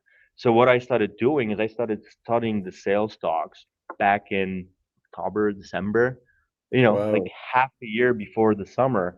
I started going through all that, started, preparing mentally, doing the reading. And then Chris and Eric told me I'm going to be the OL. So second summer, I'm going to be the organizational leader. So the guy who's going to Wow. manage the whole team. Well, it was actually Eric's idea, and thank you for that, Eric, because he was already like that was his eighth summer. So he's seen it all, right? He was like, yeah, okay, I don't want to be the OL, or there's many things that Shemek or Simon can learn. So he was like, yeah, you do it. So that was a cool thing for me because I was happy that they have the trust in me to do this, even though I wasn't the top producer. I didn't even make Sizzler at that time, right? So Sizzler was 1,800 units. Right. I was 150 units short. So I didn't go to Sizzler. And I was like, okay, well, I'm gonna do this. So I actually went to the OL trip. So in Europe, one before the summer, we have a special week of training and planning for all the organization leaders. And again, I made it my personal goal to talk with all the top people. So that was the time when I approached Veikoros, Andres Martin, Jagrozare, Ardavan Begi, like all the top people. And literally, I was interviewing them all the time and asking, what should I do to get better? What should I do to sell better? What should I do to manage the team better, etc. And I actually even didn't even know that it's going to help me that much. So what happened is, we flew to US second summer. I was getting ready that I'm going to hit. I had a goal. Well, my okay goal was 3,500 units, but my high goal was 4,000 units, which Nice. at that time was super far. And the best person in Poland was 4,200, so 4,200, and that was Alexandra, who was selling the previous year, who didn't decide to come back after her second or third summer.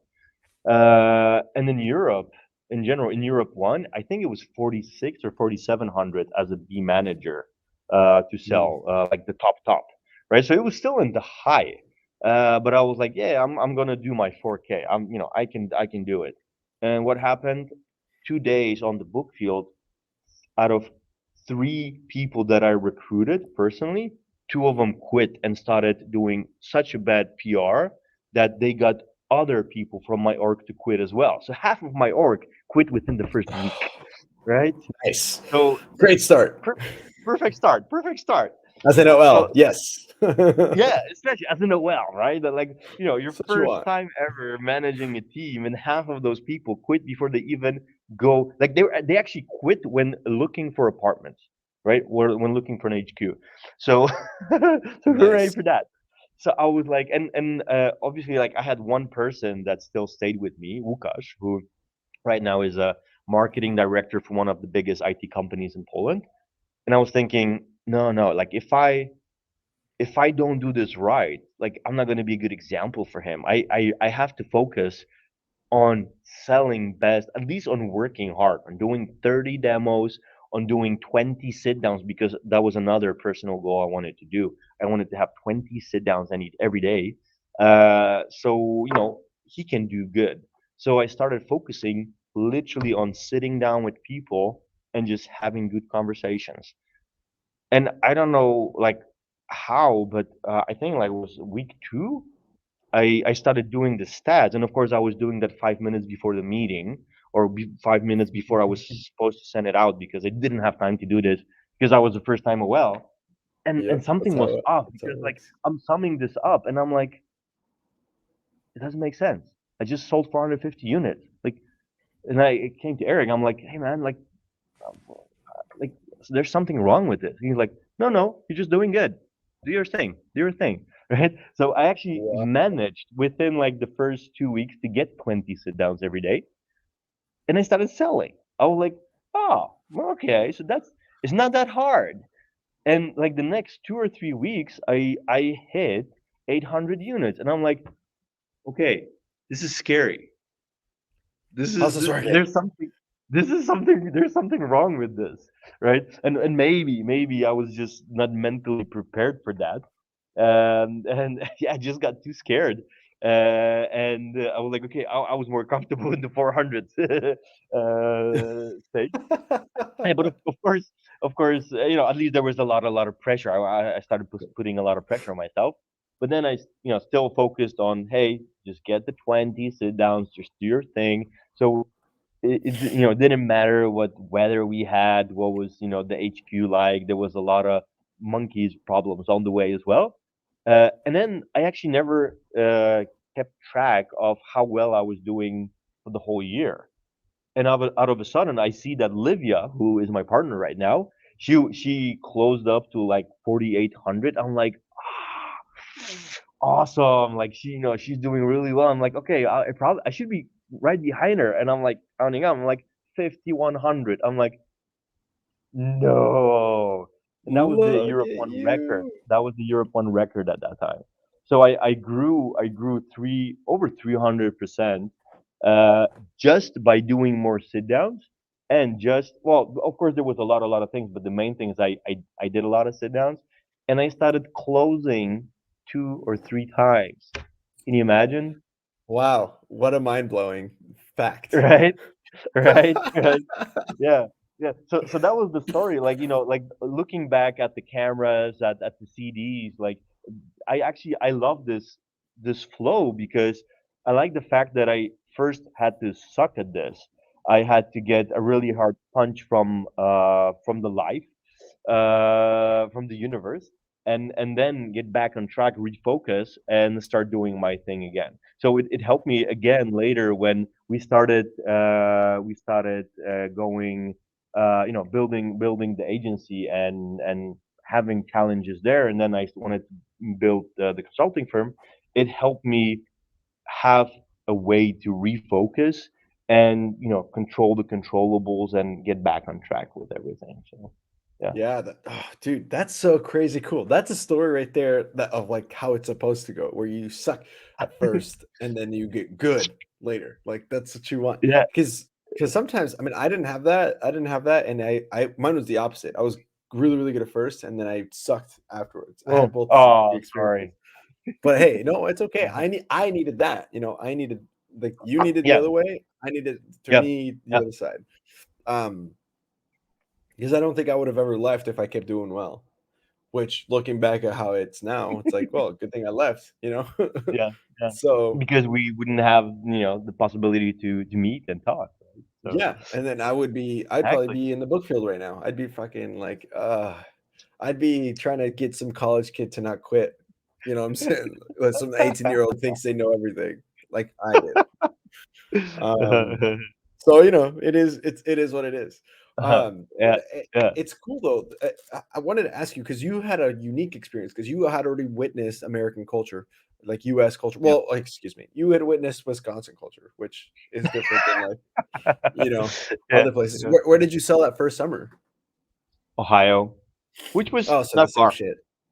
Same Second thing. summer was no, but second summer was in Indiana, and that was still normal. I was well normal, right? Yeah, And Midwest. then I Yeah. landed in Texas. Oh shit. So imagine, and I was working countryside. So sorry, I don't know if you can hear the notifications, but I can you hear No, the no? Okay, all right. nope. So imagine, going from really cool Midwest countryside when, you meet a lot of Mennonite, a lot of farmers, have cash, it's really cool. People are, friendly Nicer. and yeah. And then you land in Texas and you're trying to, and I never liked the city. I'm a country boy. I was brought up in the countryside, right? So like, yeah, I'm gonna work in the country, in the countryside. So I started selling in the countryside in Texas, and the first thing I saw was that people really have guns there. So Yeah. so like Especially if they think you sound like that Russian folk. yep, yeah, exactly. Like literally, dude. Like the first time someone pulled a gun, or like they came with the shotgun to the door, because the thing with Texas is a lot of times you have those long driveways, so you have to open the gate, which you're not supposed to do, but you're on the book field, so fuck it, right? You So can do whatever. so I yeah, so I would usually just open the gate. And we're like, oh, I'm not supposed to open. Oh, I'm sorry. Yeah, yeah. So let me just tell you what I do. And sometimes, and it wasn't that good that I did it. But if you did it at 9 or 10 p.m. because that was your last call, when you're coming back home and you're like, gravy time, I need to hit that house, and it's 9:30 p.m. and you do want to meet them and you drive up, and then someone comes up like, boy, what you doing here? I'm like, okay, Yeah. I'll start Boy, explaining myself. so so that was, I got used to this, but there was a crazy situations. I don't know if this is the time when we talk about the crazy stories, but If this is one of the crazier ones, we can save it for the ponytails. We can save this. okay, Although, okay, so we could we we can could tell it now if you want. It's your call. It's your call. We usually save the uh crazier ones for the end. If this is one of the Okay. craziest ones. Okay. Well, let's pause it then. Let's save it. Let's save it. So Okay. Okay. yeah, yeah. Well, I want, but it involves guns. Oh yeah. Of course, Texas, right? Texas. yo, cowboy, ting. Yeah, Yeah, yeah. yeah. So And you and then met I guns. landed. Oh yeah. Oh yeah, yeah. And then at some point it was just normal. So yeah, working Yeah, working in rural Texas, it would be weird not to experience that's guns, crazy. right? Oh yeah. Oh yeah. Yeah. I mean, yeah, that's exactly right. So that was your third summer, and then what? Yeah, I was fourth. I was in Savannah, Georgia, or like the area around there. And Beautiful. my last summer, in my last summer, I was in Tallahassee, Florida. So and Also, oh, working part, weird. yeah, yeah, yeah. But I was working partially in Georgia, partially in Florida. So because I was still working in the countryside, so I was hitting up all the little towns and like deep, deep country. So. Wow, dude, that's so bananas. And for you, what was it like? Because again, you already kind of had the experience because of that Wisconsin summer you spent with your uncle. Yeah, But like, what was it? What are your biggest as a European, both yeah. back then and now? Which Jesus, I can't imagine what you think of us now. But like, what's the vibe? You know what I'm saying? What's your opinion as a person from Europe? What do you when you Yeah, think of the yeah, yeah. United States? What comes to your head? Good, bad, ugly? What do you Well, think? like when it comes to selling books, right? Particularly, if you think about, or if I think about it, like I had the U.S. vision coming to, seeing my family, going with them to Applebee's or somewhere else, where of course, experience some of the culture, or working. That was a real story. Buffalo Bill, that was the guy that I was working for at the Buffalo farm. I've met some people, people coming over. He had a Christmas tree farm, so I was, cutting the trees, and I some experience. But then you come to sales school, and there's these guys like Lee McCroskey that run on the stage. They're rocking, and people are like, yeah, attitude. I feel great. I feel awesome. And the American side of your brain is like, oh yeah, let's do it. Power up. And then your Polish brain is like, this is a madhouse. I think I'm gonna get killed here. Like that, like this is a cult. Like maybe I should just pack up and run. So that was I had those thoughts at at some moments because we don't have that here, right? Like Poland is quite okay when it comes to emotions and talking. It's not like Finland or Estonia, but still, I'm probably like the most positive guy in the town here, right? Oh, interesting. So yeah. Well, Oh. at least at that time. So that was like a huge jump. Uh, and then on the other side, obviously, like all the experience with guns, with blue light special, like the cops in the south, I wouldn't recommend. Like those guys, yeah, like I wouldn't do business with those people. So I Mhm. did have a lot of bad moments where even once that I actually this is not like the top story, but I got cuffed and thrown on the hood of the police car just No. for pointing out to the police officer that he's not right because the federal law is more important than the county law. But then he said that he is Oh, the law. oh, I am the law, boy. Oh, yeah, Exactly. And classic. he said he can either put me in jail for 48 hours or I can have 20 minutes to get out of his county. So, I did the calculation and I said, yeah, I'll get out of the county. So, yeah. Wow. I am the law, boy. Ting, like, Yep. damn, they mean it. Exactly. They Exactly. That mean it. was Yeah, dude, that's crazy. And it's crazy because you're white, relatively. You're Polish, right? So yeah, well, imagine being yeah, like yeah. black and like imagine being black or something down there. Nah, like Yeah. you probably like your DSL, your OL wouldn't allow you to work in the South, at least in the Oh, countryside, not in the countryside, right? oh, you got to listen to episode 43 with Alyssa Allen, and then the episode after with Ooh, Sean Brifo.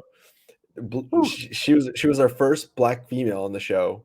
By the way, if anybody listening knows more like alumni of color, like more black, brown, Asian, European, let us know. We want diversity in our guests. But she was the first black. I think she was the first black person we had on the show, and she did, I don't know why her OL didn't know, but Uh-huh. you should, if you're listening, go to listen to that episode. That she sold in a town where there was like an active KKK chapter, Whew. I've seen and this in it. Texas. I've seen this in Texas Oh yeah, they in have them. Oh yeah, 2006 Florida. or seven. Yeah, 2007. Yeah. Like Okay. insane, Wow. right? That's like living Yeah. in Yeah. Poland or Germany and seeing like a Nazi flag. You're like, holy shit. Well, today. Well, yeah, Okay. Yeah. fuck, it's Mm, crazy. But anyway, yeah. So, not in Poland, so but yeah. Yeah. yeah, you know what I'm saying though. Like it's like Yeah. just Yeah. like Obviously. this is Obviously. still Yeah. a Yeah. thing. Like you guys are still Yeah. here. Yeah. Like Yeah. Yeah. how are Yeah. you Yeah. still doing this? Yeah. That's crazy. But yeah, she did that. She told us that story. Mm. It's nuts.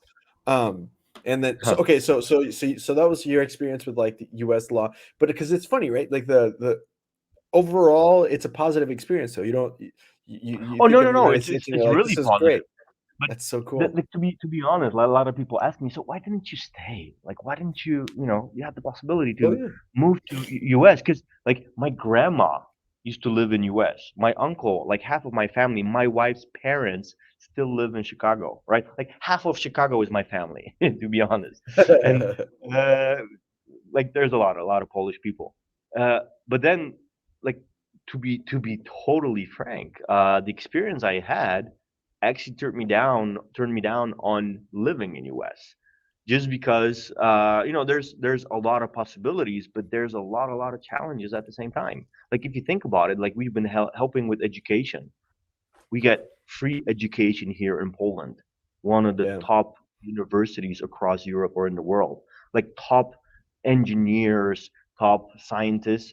A lot of the ones that are working in Tesla, SpaceX are Polish. They were educated here in Poland. They finished education in Mhm. US, right? So that's one thing. Another thing is the medical system. Like when Yeah. I got sick in US, it sucked, right?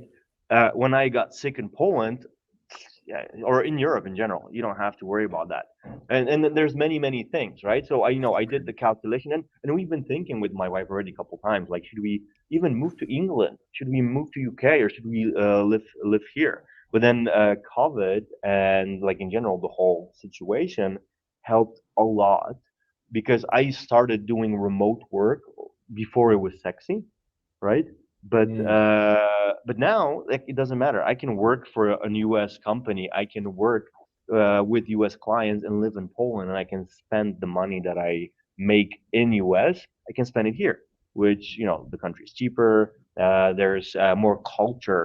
Sorry to say that, but if No, you're thinking there is. about, like, There is. yeah, You have a yeah, beer yeah, from yeah. 1768. Like, And this yes, is not there's the more oldest one. culture. This is not the oldest. Yeah, This was the first one exactly. I took from the shelf, right? So Exactly. there's probably You have older shit ones. there that's like you just mentioned the USSR and the Berlin Wall falling. Like that Uh-huh. alone is enough culture to talk about for not that we don't have culture, but come on. Like Yeah, you yeah, guys yeah, have yeah, yeah, yeah, yeah. culture. So it's like really deep, right? Like, and even like last week, I met with my friend from Romania, and we started discussing history, and it's so crazy because, like, literally, what, 500, 600 years ago, Poland was like one of the biggest countries in Europe, like the Polish Lithuanian Commonwealth. So we were spreading from where today we have Estonia all the way down to the Black Sea, like, big parts of Ukraine as well. And on the left side we Oh, had Germany, and on the right side there was this little thing called Russia, which wasn't that yeah. big at that time. So Fuck those so guys. I'm just kidding. It's fuck so some of those guys. well, the bad ones. The bad ones. You know who you are. Yeah, I see you. I see you. So That's yeah, wild. like, Huge. if you go back, you can find so many cool things. Like, even right now, I have a client, which sometimes we do get clients which are not in the high tech. This is a client. It's a salt mine, which is a kind of like a museum as well. It's 750 years old. So you can come to Poland and sightsee a salt mine, which is 750 years old, and you can see how they would dig out the salt 500, 600 years ago, how they did it 200 years ago, and how they do it now, right? And there's like miles Crazy. of corridors underground which were dig out like with their bare hands, and I don't know if there's a lot of it in US. No, Right? not from 750 years ago. There's not much from seven. I mean, there's people who have heritage from 750 years ago, but as we discussed at the beginning, Yeah, uh, we had the conversation. it's kind of rough. Jebać Kolumba. It's rough, Jebać rough for Kolumba. them. Yeah, Yavat Kolumba. That's right, baby. Fuck him. Yeah, dude. Yeah. So that was the story. Like, we both decided, because my wife used to study in UK, so she has English education. Mm. She finished her college in UK. Then we had to make a decision: are we settling and living in UK?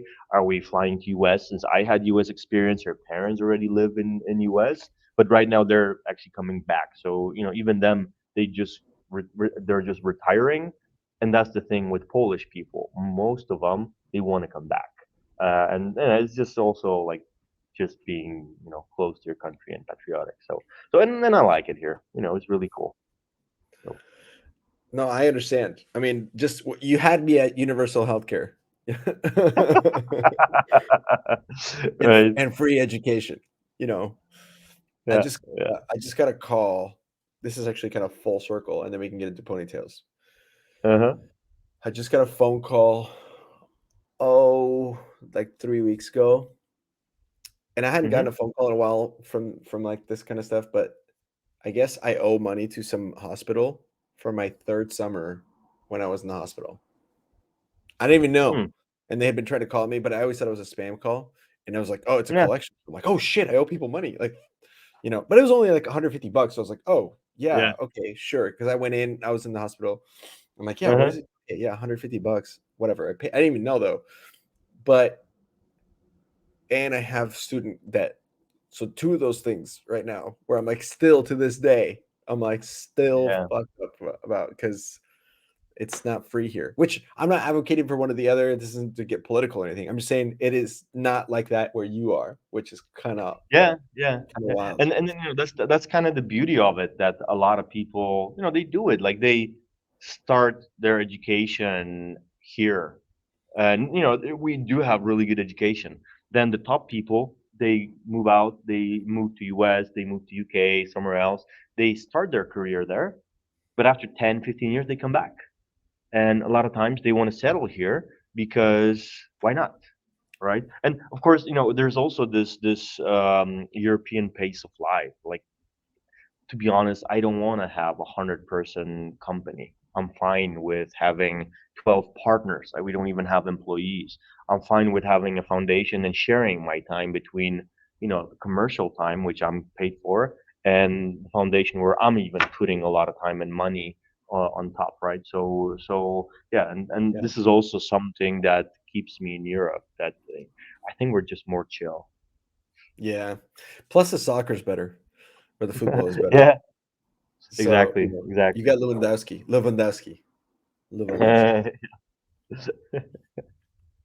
I'm out of this. Damn it. All right, man. Fuck. This is so cool. I love European people, man. Maybe I should move to the UK. Maybe that's what I need to do. My Well, wife move and I to talked Poland. about it. We're like, well, my wife and I talked about it. I was like, maybe we should just take a few months and just like, because I can do this Yeah, from wherever. And I'm like, maybe we should just take a few months and just, you should do a road show where you do ponytails live with that each person in Europe, we've talked about this. This has been thought about. This has been thought about. And I'm and not opposed. I'm not opposed. I'm down. you already know how to crush a couch, right? Because you've probably Yeah. been crushing couches from Southwestern people, Oh, right? yeah. So, yeah, yeah, and Crashing. there's a lot of good sales Southwestern alumni across Europe. So yeah, and that could be really cool because you can have different. Yeah, okay. Well, let's discuss the The different time. pony tour. No, we can set it up. I'm down. I'm Yeah, like, and I'll yeah, just my yeah, wife and I will just go and just stay different places and yeah, do the yeah, recordings. yeah, Yeah, yeah, yeah. yeah, Oh, I'm Gucci. Because the thing is, once you go to Europe, you can literally go through any country. So like, we could even yeah, yeah. what we could do is we could find a partner in Europe who's willing to sponsor it, so we could put their name on it.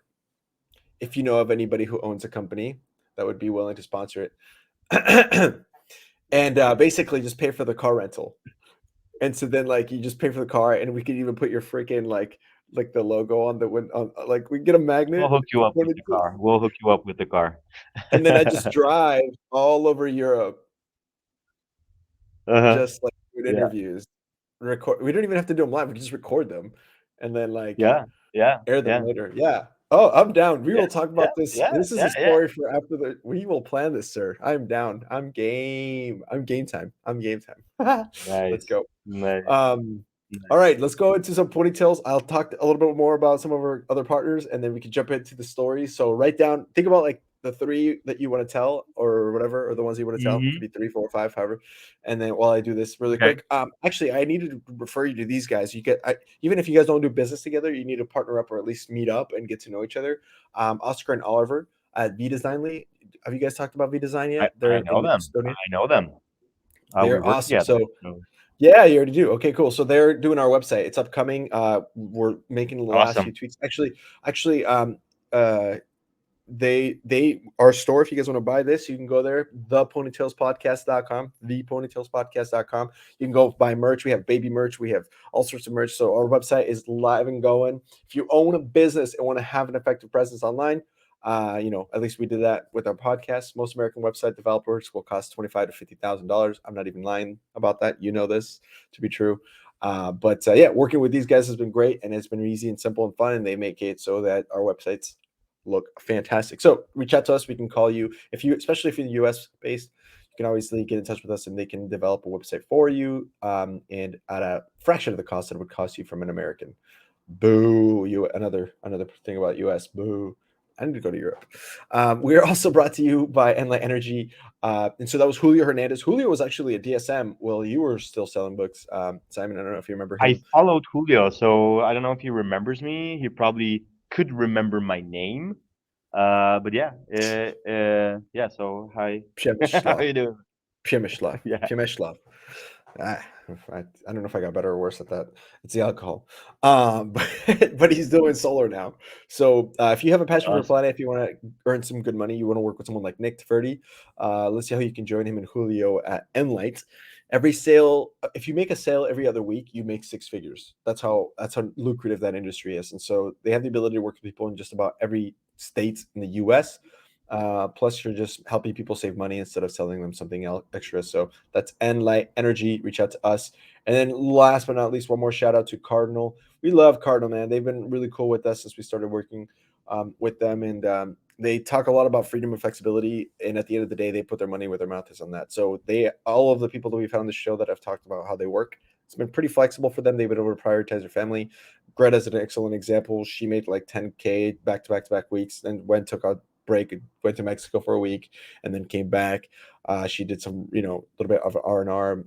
A lot of the people that we found on the show talk about how much they are able to, prioritize the important stuff. So even if you're only grossing anywhere from like 5 to 6K, which is kind of like their lower numbers, there's a lot of people who are crushing it, even if you don't have that many sales experience in insurance, particularly. But if you had insurance, if you have sales experience in any other industry, particularly Southwestern, reach out to us. We can put you in touch with Quentin. They will help you start really, really fast and start earning some good cash. So, love them. Love you guys. You guys are awesome. And now back to the show. We're going to do some pony stories, some ponytails with my man, Simon. Let's see. Let's see. Where do you want to start? Take us back. Where do these stories take Yeah. place? Actually, I was focusing on on your speech now, and I was like, oh yeah, how can I work with these guys or these guys? I forgot Yeah. to think about the Yeah. ponytails, but obviously, there's a lot of them. So there's a Texas one, uh, right? Well, maybe just imagine a regular day going door to door, having this sit down, that sit down, and it was a good day. I was working in the countryside, and I was at that time I was driving a Subaru Legacy, which I bought off a police auction back in Chicago when I went to visit my grandma. So I bought it for like $1,000. It was like 12 something, 15 years old. But it was 4x4, so I got around in many places well, especially in Texas when not all the roads are paved. But at one house, I came over and of course did the approach, the dad approach. The dad was kind of not sure, but he let me in. Got the mom, started talking, and the dad got really excited because that was the first time someone from Europe entered his house. So he was like, "Oh, so where you from? Poland? Is that in Paris? Or so I had to explain him like the whole. It was like that typical redneck, right? So he was like, "Oh, in Europe, and how did you get? Oh, you flew here, awesome." So we had this conversation. Of course, I showed them the books. They showed him Poland. Here it is, right? So he was super excited. Then the mom is like, "Oh, we love the books. Kids are gonna love this." So I was like closing them up on some handbooks and some CDs, yeah. Yo. And then when I'm doing the order, because they were like, "Yeah, awesome, we're gonna buy it." I'm writing up the order. He went somewhere, and he was gone for like 2 minutes. He comes back with a gun, and I'm like, "This is new. This is off." And the guy's literally like pointing the gun at me, and he's like, "Boy, you lied to me." I'm like, "Sir, I don't know what you're talking about." Like, "Well, you say you're from Poland, and you have Illinois plates on your car. Why did you lie to me? Did you come here to get my kids?" And I'm like, "Dude," right? Of course, I didn't say that. And I'm like, "Sir, no, no." And I wanted to explain. And literally, the mom, she stood up, she covered me with her body. Like, she's, went in between me and the gun. And she's like, just go, let's just walk out." And he's like, "Honey, calm down." And she literally walked me out of the house. Of course, I just took my shit in the book bag, and I walked out, got in my car, and drive off right away. And of course, like if he Wow. was late like 2 minutes, at least I would have the order. I don't know if I would deliver, but I would have the order signed up. Wow. So, so that was like a crazy story, which it's a crazy story rather than a pony story, Oh, but when we say ponytails, we mean crazy stories. I know oh yeah, all traditionally right, all pony right, all story right, all means right, like all right. someone bought a lot of books, but it's okay. It's okay. Yeah, that's something we Yeah, should yeah, clear yeah. up at the So so beginning. so My so bad. yeah. So that was one, and of course, like that was another pebble to me not deciding to live in US, forever, especially in the South, right? Because Yeah, no you shit. do get couple crazy people, all right? So that was one. Another one which I really like was my first summer. My first summer. Well, you heard part of the story about it. But when I got into understanding sales and started getting some sales, of course, I started doing this by the book. And at that time, I wanted to save on gas, so I was just driving my car. I had like a little pickup truck, and I was taking my bike so I can bike around, right, and come back to someone's house. And like I started doing the streets quite good. Like I was trying to cross out every single house, either to talk to them or know that they don't have kids. And at one street, there was one particular family. I knew they had a daughter which was 1 year old. I had the whole pre-approach because I talked with everyone around. But of course, they were working right all the time. So I went through all the houses, sold a couple people, and in the afternoon when I was biking back to my car, it was like well, I don't know, like 9 something 30. I knocked on the door because I saw the light, right? So there was the dad, and I approached the dad, and of course, I already did my homework, so I did the dad approach, and also, I don't want to bother you. Maybe I can talk with the mom, but the mom was on the phone, right? So I told him, yeah, hey, yeah, like I talked with the neighbors, with Susie and Tom, and with someone else, and he's like, yeah, maybe you can show me, I'll talk, I'll show her later. So we did we started to do the sit down, but I saw that he's not into it at all. So I was like, hey man, would it be better if I just come back in 10 minutes? I actually have one more family to catch and I'll come back. She's like, yeah, yeah, that would be cool. So I just jumped on my bike, and went to the other house. They weren't home, and then I came back, and like it was like about 8-10 minutes later, and I thought she's going to be off the phone, but I parked my bike in front of their house, and it was just like a little normal neighborhood, right? So I could see the window, I could see her still on the phone, and I'm like, she's one, like how long can you be on the phone? So I started doing my pre-approach, preparing, but I thought I'm still going to have a sit down with her. And then when I'm doing this, there's a guy coming out from an SUV across the street, and he's like literally walking to me. He's like a bigger guy. Like, hey, what are you doing here? I'm like, yeah, selling books, and I'm like, yeah, I'm just working, right? So I'm just. He's like, no, what are you doing here? Where are you from? I'm like, well, I'm yeah, I'm an exchange student. Yeah, it's just this program. Why? So how did you get here? I'm like, I drove. Like, what? Where do you live now? Well, I live in New Philly, like New Philadelphia, Ohio. I'm like, so did you bike here? I'm like, no, I have a car. Why? What is this about? Where you from? And the guy was like pushing, and I'm like, Suspicious. what the right?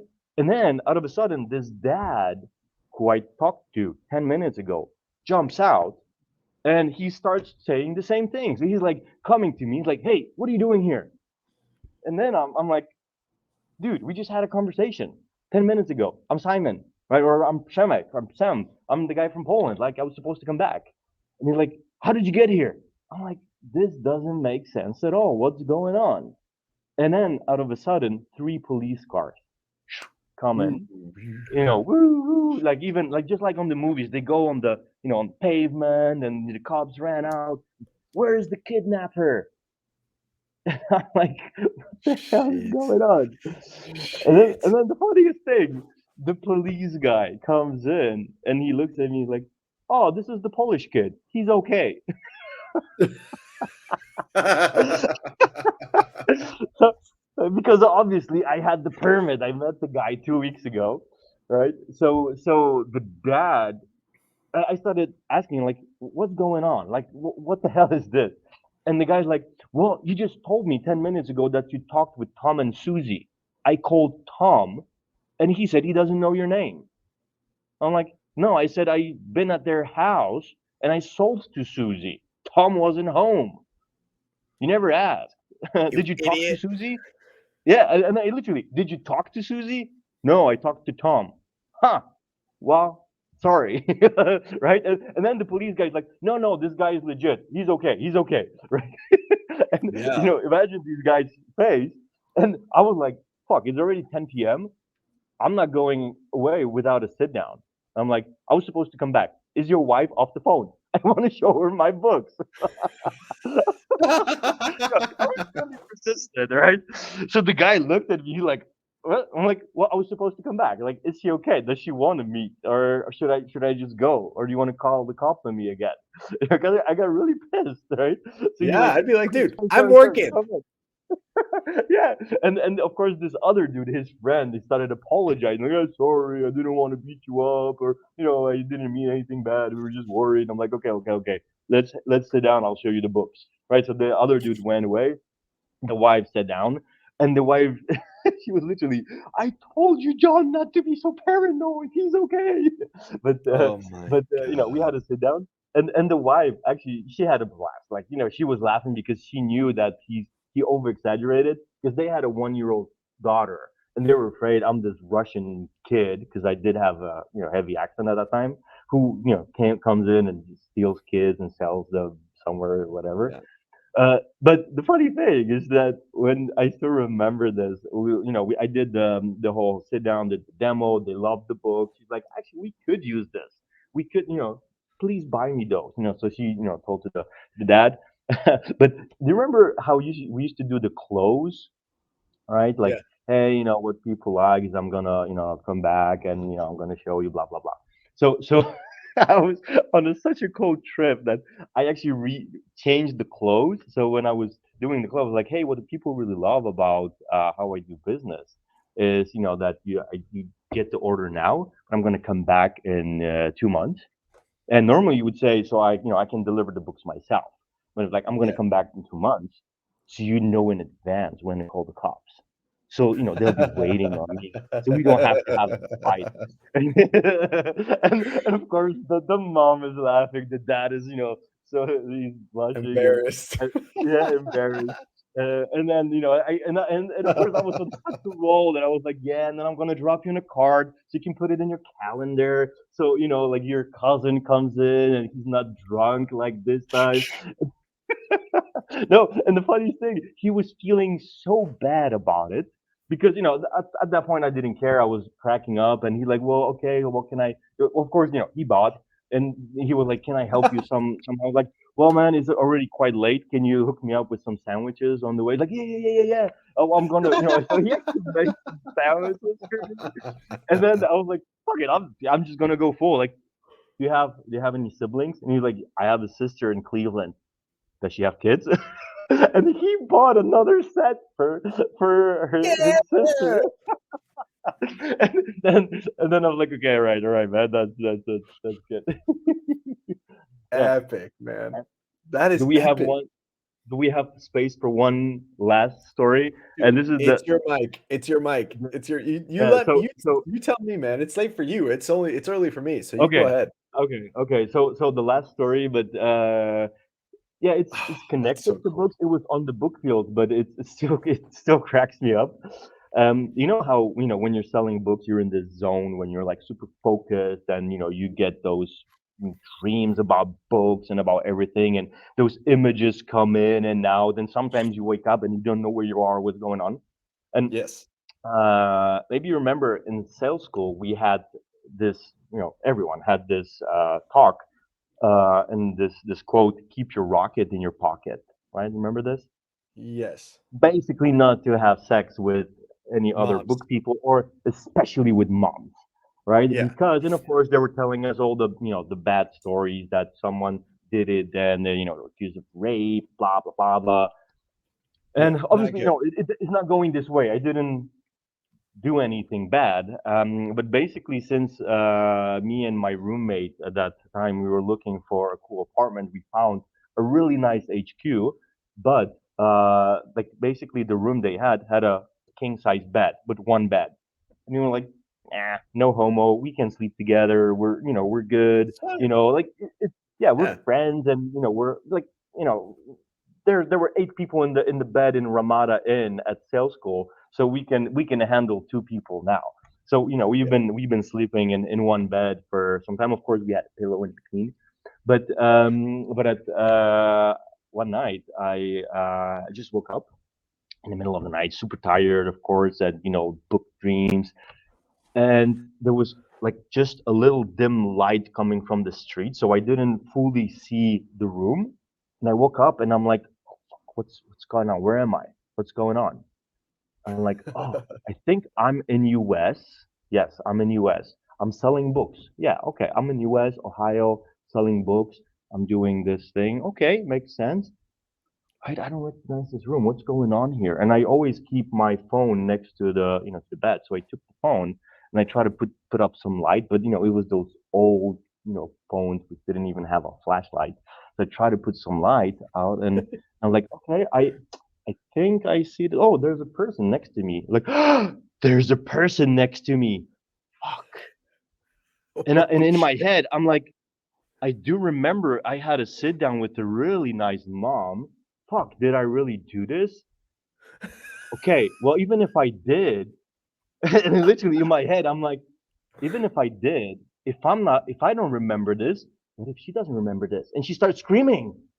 I'm That's totally bad. fucked. That's Maybe, bad. yeah, I'm thinking maybe I should just dress up and go, or maybe if I try to look at her, it'll just come back to me. And basically, my roommate Adrian, he was having like he had trouble sleeping with the light coming from the streets, so he So had yeah. yeah. And literally, I was like, I'm looking, and he had like a little bit longer hair, and I'm like, I don't like. She's not my type, but also I don't remember who this is. And I'm half awake, and what I did is I'm looking, but the light was so bad from my cell phone, so I went over him like this, try to take I love this mask. the iPhone up, and I'm looking, and then out of a sudden he woke up and he's like, "What the fuck are you doing?" And I'm looking like, "Adrian, oh my god!" And I started hugging him. And that was the day when he bought a mattress and slept on the That floor makes till sense. the end of the summer. Yeah, You're not a mom. No. yeah. I was so happy. That was the only time I was happy I didn't have sex. That's a good reason to be happy. That's you definitely don't want to do that. That's Exactly, exactly. bananas, man. Oh, that's funny. Do you still keep in touch with him? Oh yeah, yeah, yeah. We're good friends. He was at my wedding. He lives in Dubai right now. He's a successful sales director, again for an IT firm. So yeah, a lot of us Polish work Man, for tech. you Polish folks So are yeah, yeah, yeah. IT heavy. And That's and every awesome. time I remind him that, he's like, "Don't even get me started." Oh, so, So but you know what? I hope he sees this episode. Yeah, you send it to him. We'll be like, hey, go check this out. We talk about you. But that speaks to how the level of exhaustion that you really experience when you're doing Oh this, yeah, because you oh yeah, you get so freaking tired that you forget where you are. Like that, I know I've had experiences yeah, like that in like yeah. middle of the night where I'm like, where the hell With am I? with And Adrian, it takes you a with Ad- minute. No, not like no.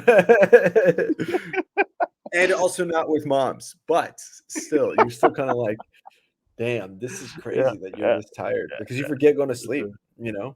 Yeah, I had that would be a Yeah. story for another time, but it was long story, but long story short, it was like a delivery story where I had to go pick up books for the entire org because there was a miscommunication.